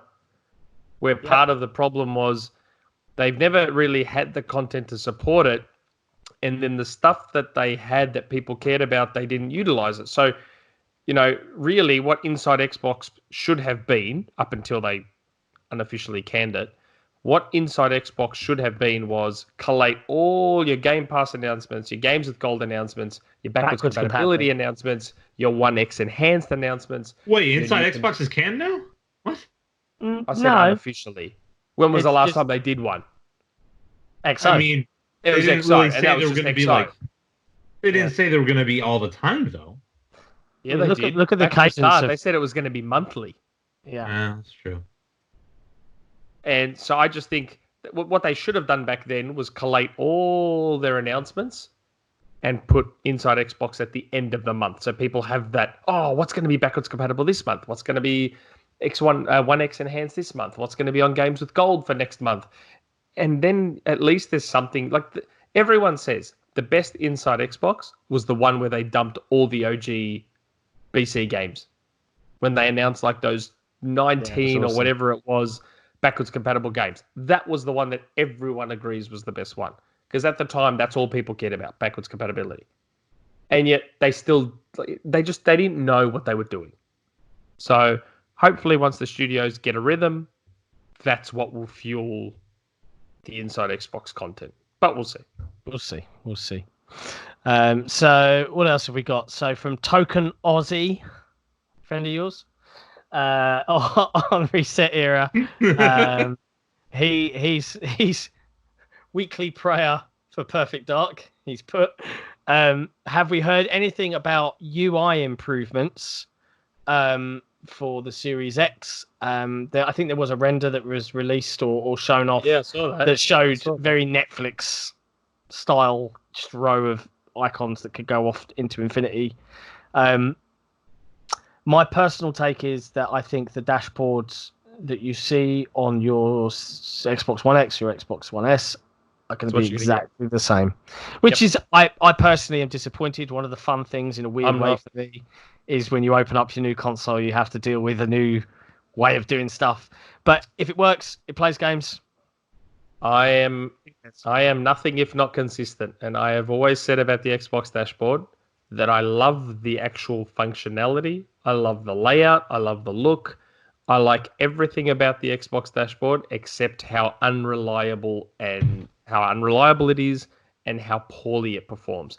If we can get the current dash and it's smooth and it's snappy and it's solid and it's reliable and suspend resume works properly, and if we can get it being what it should be, I am more than happy with that.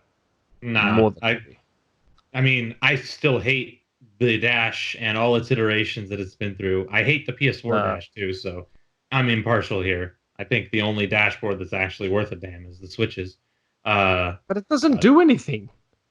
Doesn't have to. It's quick. It's snappy. It's got exactly what you needed to do. But that's why it's quick and snappy.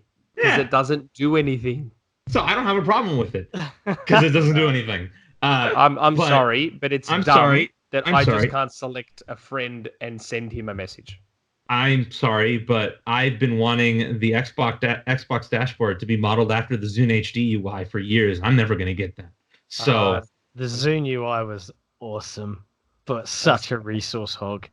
It was not a resource hog. Okay, are you talking about desktop Zune or are you talking about the actual Zune device? I'm talking about desktop Zune. No. Sorry. Zune, actual Zune device. Like, the people who've had a Zune HD will know when you plug that thing into the dock and put it on the screen, that UI interface was perfect for the TV. Perfect for the TV. This is how much of a Microsoft fanboy I am, right? I actually ordered the Halo 3 limited edition Zune from the US because the Zune wasn't a thing in the UK. And I was like, we never got it here my Zune. And then, I never used it again after like 6 months because it died. But at the time, I used it, but the way that whole industry went, within 6 months it was this giant bulky piece of crap. The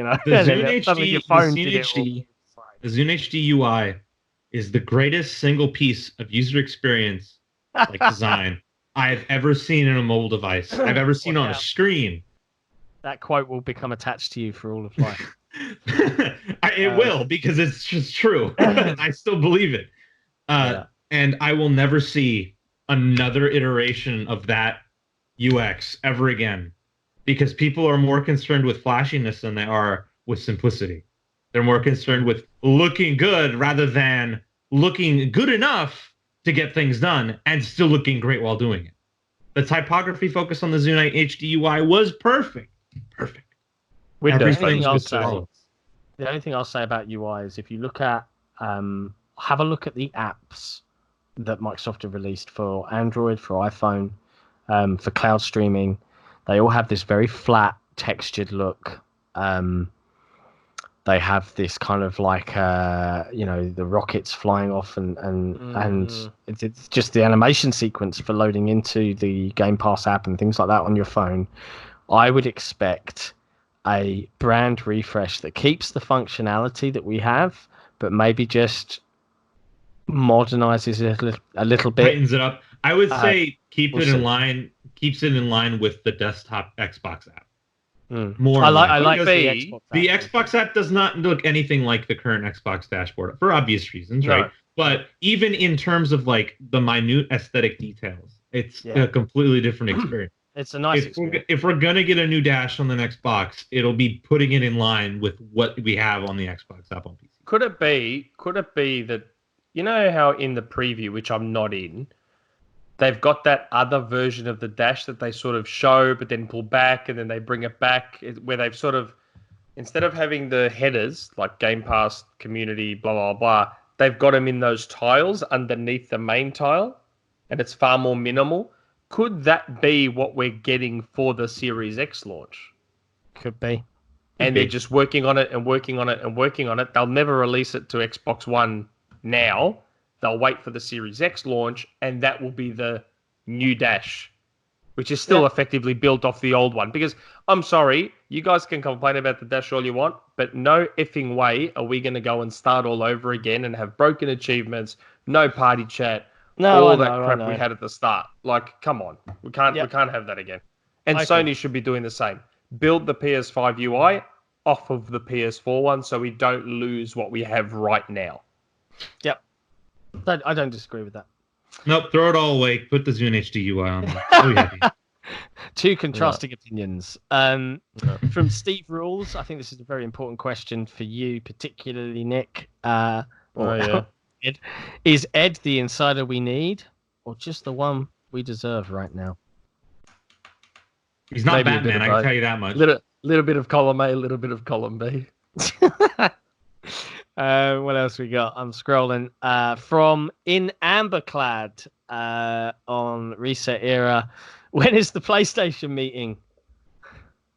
March 13th. March 13th. There you go. March 13th.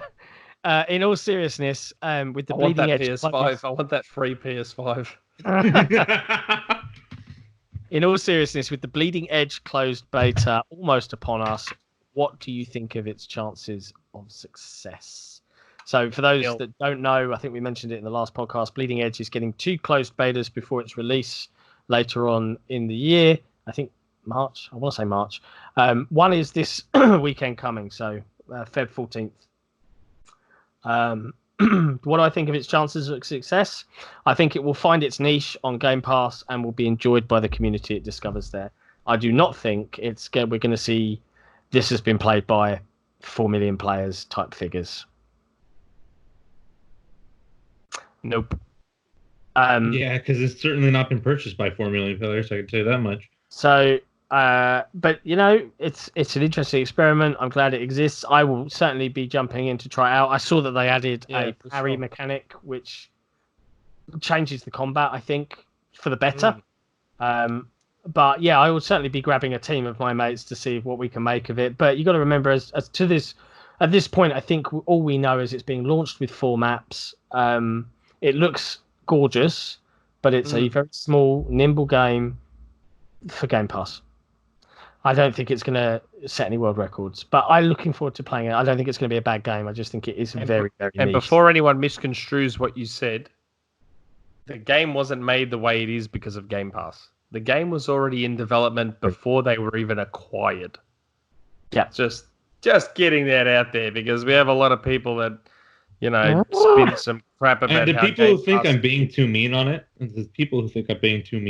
I've already said my piece about the game multiple times, and you can browse previous episodes about that. I have said my constructive criticism pieces. They will likely never get heard. So I am now allowed to be bitter. That is my right as an American. Ping. Fair enough. So yeah, so in Amberclad, that's what we think. But Still looking forward to it. It is what it is. I'm scrolling through. I know there's some more here. Just a couple of. So here we go. Oh, from Sampo. This is a big question. There's like 4 questions in one here. What does Halo Infinite have to do to be considered a success? So we'll do these one at a time. In my opinion, Halo Infinite needs to have every piece of content available at launch.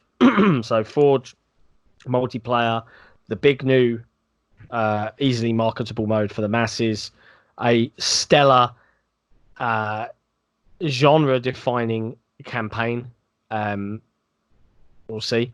I think I saw a great post in the Halo Infinite speculation thread, and I am half tempted to go and dig it up because I think it was from I can't even remember his name. It's got a 1 in it. Trapaya or something. He posted an absolutely brilliant. It might have even been One Bad Mother, and I'm going to try and dig it out while we're chatting. But I think Halo is Xbox. It is synonymous with Xbox, and they absolutely have to nail it.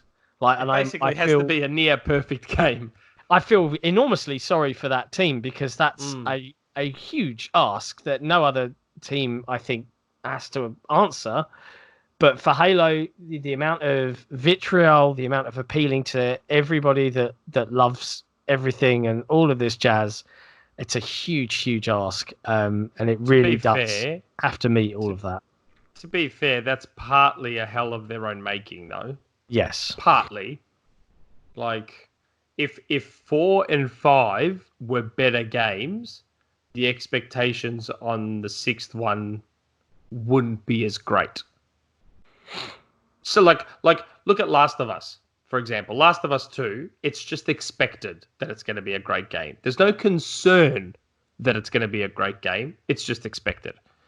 So, had Halo 4 and 5 been great games, Infinite would be in the same place. It would just be expected that it's great. People wouldn't be worried about whether it's great.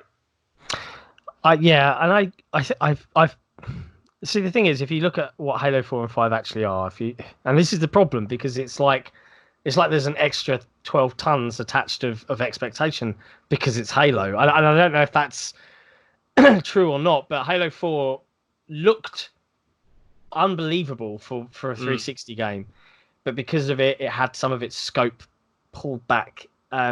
It was developed by a team that were literally thrown together and had to make it on the fly while finding their own internal culture, blah, blah, blah, blah, blah.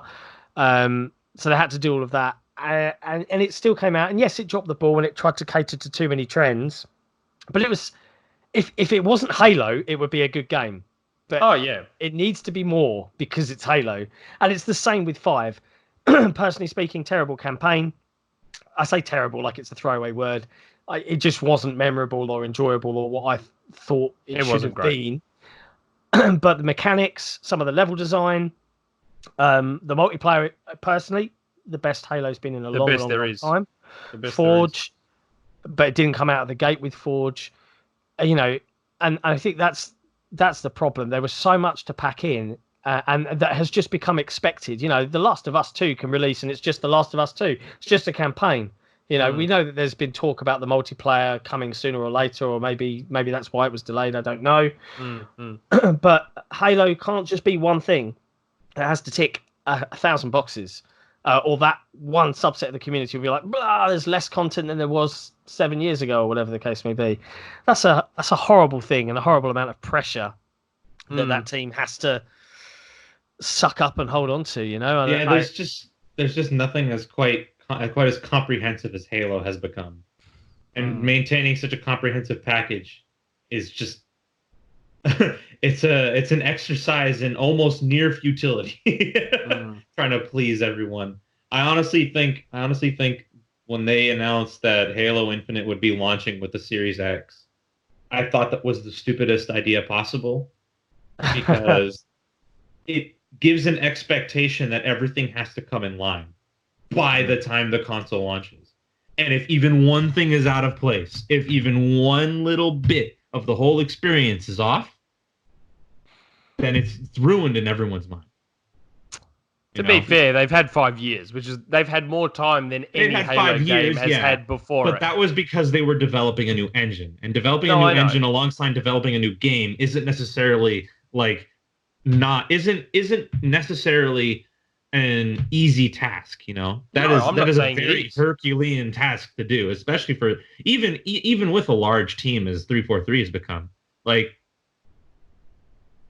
just think announcing it the way they did, announcing the release window the way they did, was beyond stupid, because now you're pressuring the team to get it done on time. Otherwise, it makes you into liars. Well, 343 have never missed a date. They've either stripped content or held content back, but they've never missed a date. To their detriment. They should, when Forge was announced to be not coming at launch for Halo, they shouldn't have announced that Halo was going to be launching without Forge. They should have said, hey, Halo isn't going to be launching for a couple months because we need to put Forge in there. Yeah. Well, and I personally think if they'd have launched with all that content, it would have been more well received, because Forge is awesome. But it is made what the it is. campaign any better. It's a shame. I can't find that post that I read, but they put it in a really, really excellent way. And I'd love to have been able to dig that out, but hey ho. Are we worried that we've yet to see any gameplay of Infinite, considering we're less than a year out from launch? No, I'm not worried. Maybe. I'm not worried. Maybe. You're maybe worried? Maybe. Maybe. It is. It is. Again, it's been 5 years. It's supposed to be coming out in 10 months? Yeah. 9 months? Yeah. It's strange that we haven't seen something. Like Halo 5. We haven't even gotten a beta. Yeah, Halo 5, 1 year before release, we were playing a multiplayer beta. And we had seen stuff from the campaign, I believe, unless I'm mistaken. I thought we had seen short snippets from the campaign. We hadn't seen campaign gameplay, but we had seen multiplayer. Multiplayer was the thing they focused on. And where with Infinite now, we've seen nothing. Absolutely nothing aside from those 2 trailers. I don't know. I think people, I would not begrudge someone who is somewhat concerned. I'm still bullish on how good the game's going to be, but I would not begrudge someone having some concerns. Yeah. It's the people taking the concerns too far, and we keep seeing that more and more and more as we approach the launch. And that just happens with any consumer product nowadays. Phones get it bad too now. People in the Samsung camp versus the Google camp with their Pixels and their Galaxies, and the Apple camp. Yeah. And there's been a lot of ire thrown at the fact that they had one creative director, not the creative director, Chris Lee, who's overseeing the Halo campaign for Infinite, and I think the whole game as a creative director. They had one of the other creative directors leave, and then they had his replacement also leave, and then suddenly there's 500 people working on this game, but because those 2 people leave... Oh, yeah. Haven't you heard? When one person leaves an Xbox studio, it's the end, but Sony shuts down an entire studio. All good. Yeah, so it's all okay. Yeah, it makes financial sense when Sony does it. When Microsoft does it, it might as well just be the end of Xbox as we know it. Yeah, so, look, I've been very lucky to work with a lot of the Sustain team for Halo 5. Every single person I have contact with at 343 adores Halo, just like a lot of the Halo fans out there, but they have to walk that balance of new versus old, what they can do, what they can't do. I am bullish and remain bullish on Infinite, and if it turns out poorly, I'll eat my hat. I don't own a hat, just in case anyone tries to force that on me. Just buy a hat. Buy one to eat it. Put some aioli on it. And lastly, and I think we've covered this, but we'll provide a last line on it. So Sampo's written, will Halo continue to be Xbox's most important franchise throughout next gen? Or will another revived new IP take the reins? He's just finished with, he loves the show, curious what we all generally think of Halo Infinite at this point. He thinks it's a huge reason, and really the only reason for him, that many of us continue to support Xbox. And I think Infinite is going to be the defining moment for the franchise, for better or for worse. So I do think it is going to be the most important franchise for this year and possibly the next. But I think now that they have the studio teams in place, we're going to finally see a Microsoft willing to take a few more risks and try a few more. But like anything, though, if a great game comes along, that will it will focus. Like, who would have thought that God of War would have been front and center for Sony prior to 2018? Everyone was over God of War. They were saying it needed a change, and now all of a sudden, to this day, even I see ads around for PlayStation that focus on God of War. Like, it's now arguably their main franchise. Like, honestly, just people need to stop trying to bet on their horses like too early. Like, the game isn't even like gonna start yet, you know? We're way into the preseason, I guess you could say. You're not gonna be able to predict wins now, you know? Yeah. So you can't really say, oh, Halo is going to be the greatest thing to mankind for the next 10 years of Xbox now. We don't know. We don't know what the next 6, 7, 8, 9, 10 years look like. Look at Fortnite. When that was announced, Fortnite saved the world, right? And everyone was like, eh. And then the devs were like, God, we've spent a decade working on this. Quick, copy Pugba. And now it's the biggest franchise in gaming. Yeah, and contributing to a massive developer crunch times, and single-handedly driving the conversation forward of, you know what, game developers should probably unionize. And I'm going to say that right now. At least me personally, game developers should unionize. Yeah. Period. From Morgoth Bolglia, I hope I'm pronouncing that correctly. Now, if from memory serves, Morgoth in the XboxEra OT on ResetEra, he knows a few things about Gears. If I'm remembering his post history correctly, he's always. I might be misconstruing him for someone else, but and I say him, I don't know, it could be a her. But they've asked how many single player DLCs do we think Gears 5 is going to have? Now, because of his history with Gears, part of it is like, are you teasing? Are you teasing the fact that you think there's going to be a Gears 5 None DLC? I didn't think there was going to be anything.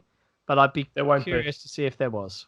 Because I guarantee you their metrics would show that hardly anyone is completing the campaign of Gears 5 as it is. So I doubt they're going to bother releasing single-player DLC. We'll see. Hey, I'd be interested to play through it with a mate. Meh. But, yeah, also meh. Sorry, Morgoth. If you know otherwise, tell us. Let us know. Just scouting through.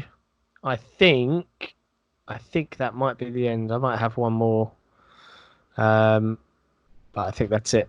So that was a fun and entertaining community questions. We love doing them. We'll bring it back next time. Hopefully there'll be more to talk about, but always good stuff. And I think that segues us nicely into top 5. Yeah, I might try and move through this quick because we're at almost 2 hours now. So there's been a lot of discussion. I think it's because we've had less to go through. We've been able to dive into topics a little bit more than we normally would. So top 5 this week. Yeah, so my top 5 this week was ID at Xbox games on Game Pass. So whether that's PC, console, doesn't matter. Just if you can play it on Game Pass, an ID at Xbox game, then that's what the top 5 is.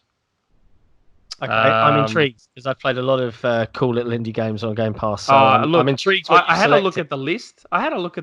Because obviously can't know them all off by heart. And what have I played this year? There's actually it's funny. There's actually a lot of like super unreal games on Game Pass. Like when you actually sit there and look at the list of them. Like, there's games that aren't on this top 5 that could have easily been there. Like, spoiler alert, Guacamelee is not on there. Wow. But Guacamelee is a top game. Like, it is. I played it on PlayStation, and yeah, I thought it was an awesome Metroidvania. But it's not in this top 5. So there's a lot of great games on Game Pass when you sit there and actually dig through them. Number 5, Snake Pass. I don't know if any of you guys have played Snake Pass. That's on console and PC Game Pass. I've got it on Switch. That's where I played it. A friend of mine on Twitter bats on about it all the time. I'm in his Discord, and he loves Snake Pass. By Sumo. This was Sumo, Crackdown 3 devs, but this was their first original, their own IP. They owned their own thing in a while. Right. Snake Pass, really good little puzzle game. Like, it's literally as it sounds. You are a snake, and you have to make your way through the levels, collecting all your coins, collecting your keystones and all that, getting all your collectibles, and the keystones unlock the door to the next level. It's just a straight puzzler. But the uniqueness of it is that Sumo have made this game control in a way where really it's as close to being a snake as you can get. Like, you're literally, it's actually quite difficult to get a handle on it. Once you've got it, you're fine. Yeah, but it actually takes some time. Yeah, like, you've got to get him slithering and going side to side to build up speed, and you've got to hook him around stuff and then climb up. And for me was really hard. I just could not actually do it very well. There's a real genuine learning curve to it, but once you've got it, it's actually quite a cool little game, and it's on everything. But it looks gorgeous as well. Yeah, it's and it's composed by David Wise, I want to say. Yeah. Legendary rare composer who did the Donkey Kong Country games and stuff. Yeah, it's a top little game, Snake Pass. Really, really good. Played it, Cairo? Not really. I haven't really gotten into a lot of the indie games on Game Pass, so it's good. I mean, outside of like Pathologic 2. I will say it's a perfect Switch game. Yeah, it is a perfect Switch game. Number 4, a bit older, Brothers: A Tale of Two Sons. It's on there for console and PC. I mean, I say it in the write-up, but Brothers is the only game I've played in 30-something years of playing video games that has legitimately got an emotional response out of me. Only time ever. Did it make you cry? Yeah, it did. Have you played it, Cairo? Yeah, I played a little bit of it. I loved it. I watched the rest of it in Let's Plays, but yeah, I think the thing that you're absolutely right from the emotional response point of view, that moment, and I don't want to spoil it. If you haven't played Brothers at this point, you can do it in an afternoon, but you absolutely should. It's a short game. It's a very short game. But that moment, man, like, it was just I think. Yeah, I think part of the genius behind the game, I mean, maybe genius is a strong word, is that by splitting your left and right brain to the left and right stick to control the two characters, and you know what? I guess my vocab's not good enough to articulate what I'm trying to get across, but the way it forces you to control the two brothers to get them to work together, it sort of it helps build that emotional attachment to the game, if that makes sense, through its gameplay. Yeah, which brilliant. I don't think I've ever seen done before. It teaches your brain to play a game in a completely different way because you're so used to camera and movement. The fact that suddenly and at first you're like, oh, this is horrible, and you kind of get used to it. And then you become so. It's like, oh, okay, this is normal, and then the moment happens. Fun fact: I did not struggle with the left and right stick thing the way most people did, because something I picked up as a kid. I can make my thumbs spin in two different directions. So you know how most people spin their thumbs one way? I can make them spin in opposite directions. That may look weird, but try and do it yourself and you'd be surprised how hard it is. Everyone's sitting there right now like... Yeah. You'd be surprised how hard it is to get one thumb to spin back and one to spin forward. It's not... Yeah, and that's why I didn't actually struggle with the control on Brothers, because I'd been doing that since I was a kid. But yeah, either way, it's an awesome game. Is it? It is. It's a little bit low budget and all that. Don't go in there expecting a visual masterpiece or anything like that. But narratively and just the way it brings you into the game through its gameplay is it's so good. It's really, really good. I've just seen your choice number 3, and I'm not happy about this. Yeah, but did you read it? Yeah. Yeah. So number 3 is Superhot. which is a really cool game. It is a cool most game. people would know Superhot by now. Really, really. It's funny, as I was doing this list, I came to realize that every game in the list is effectively a puzzle game wrapped up in something else, but they're all effectively puzzle games. Superhot, everyone knows what Superhot is. The game that moves when you move, make your way through levels, take out the enemies without getting taken out. Now, I added in this article that allegedly the best way to play this game is in VR. So allegedly. There's no allegedly about that. That is a 100% bona fide fact. Superhot VR is the best version of Superhot. Is the only version of Superhot that matters. So unfortunately, I will probably never experience Superhot in VR. Just buy a Quest. Nick, just get a Quest. It's not difficult. Come on. I enjoy $1,000 on a PlayStation. He's gonna keep talking over us, John, just because he doesn't. I enjoyed old school Superhot without the need for strapping an LCD screen 1 inch from my eyes. Right. Look, you go get a Quest. Holy crap! Fine on a pad. It's acceptable. In VR, Superhot is hands down fantastic. All right. Don't just Nick, stop smiling. Stop smiling. Stop smiling. After this, just go get a Quest. It is not difficult. I'll wait for a better version of it. No, it's fine now. Go and get one. You can plug it into your PC. You can play Half-Life Alyx. Number 2. No, it's fine. The Gardens Between. This is a game I've spoken about before. Game was developed right here in Melbourne. And I just found out that the Voxel agents, their office is like right near where I work. Wow. Another puzzle game similar to Brothers in that, the story is really, the way it delivers the story. Like it's based around two neighbors who sneak out and they're transported into this world, this giant ocean filled with islands. And these islands are the themes of the islands and what these islands are is based on their shared life experiences. Yeah, like you have to play to understand. There's a little bit of braid to it. There's a lot of time manipulation puzzles. Super chill game. Really pretty easy 1000 for the achievement whores out there like me. That's why I played it. Like I only played it because someone in the Discord said, play the Gardens Between. Super easy 1000. It was the only reason I even looked at it, and I'm wrapped I did because I'm stuck on the game. Yeah, it's a great game. I'm it's stuck. Really, really stuck, and I feel embarrassed to say this, but I got to the point in terms of a puzzle you can't solve. There's a dinosaur, and I refuse to Google this stuff, right, and find a solution, and I can't figure it out, and I need to go back to it. Yeah, in fact, that's on my list for this week. Yeah, maybe I'll Xcloud while I'm on work trips. Yeah. It is.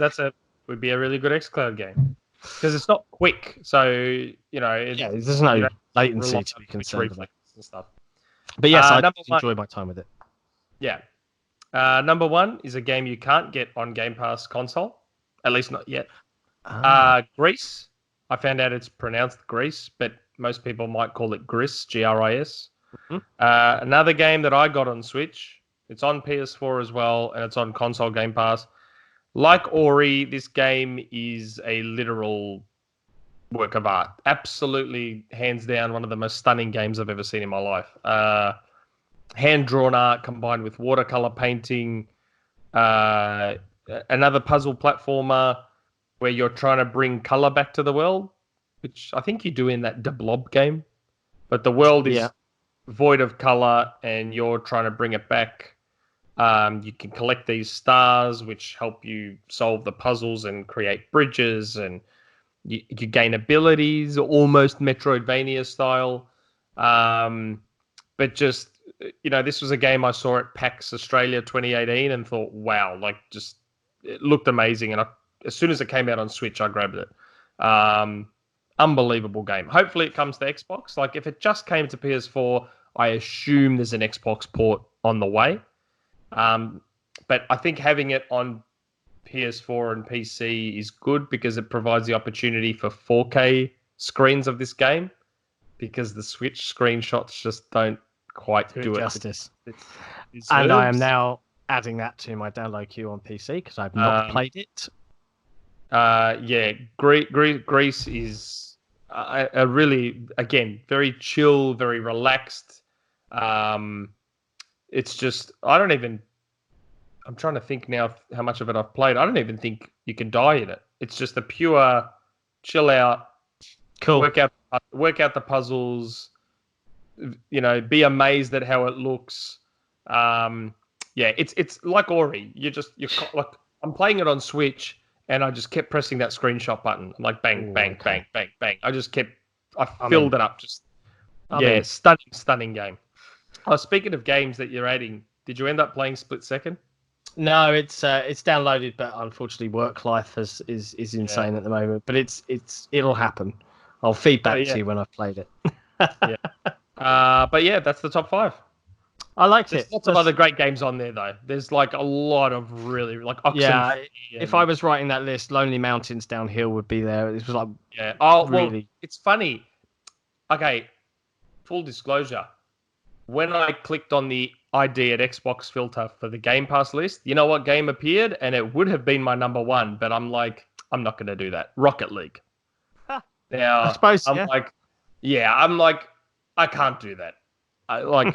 Especially now that Rocket League is owned by Epic, you can't really call it an indie game anymore. But I thought that might be cheating. I thought, let's just try something different rather than putting Rocket League in every list I make.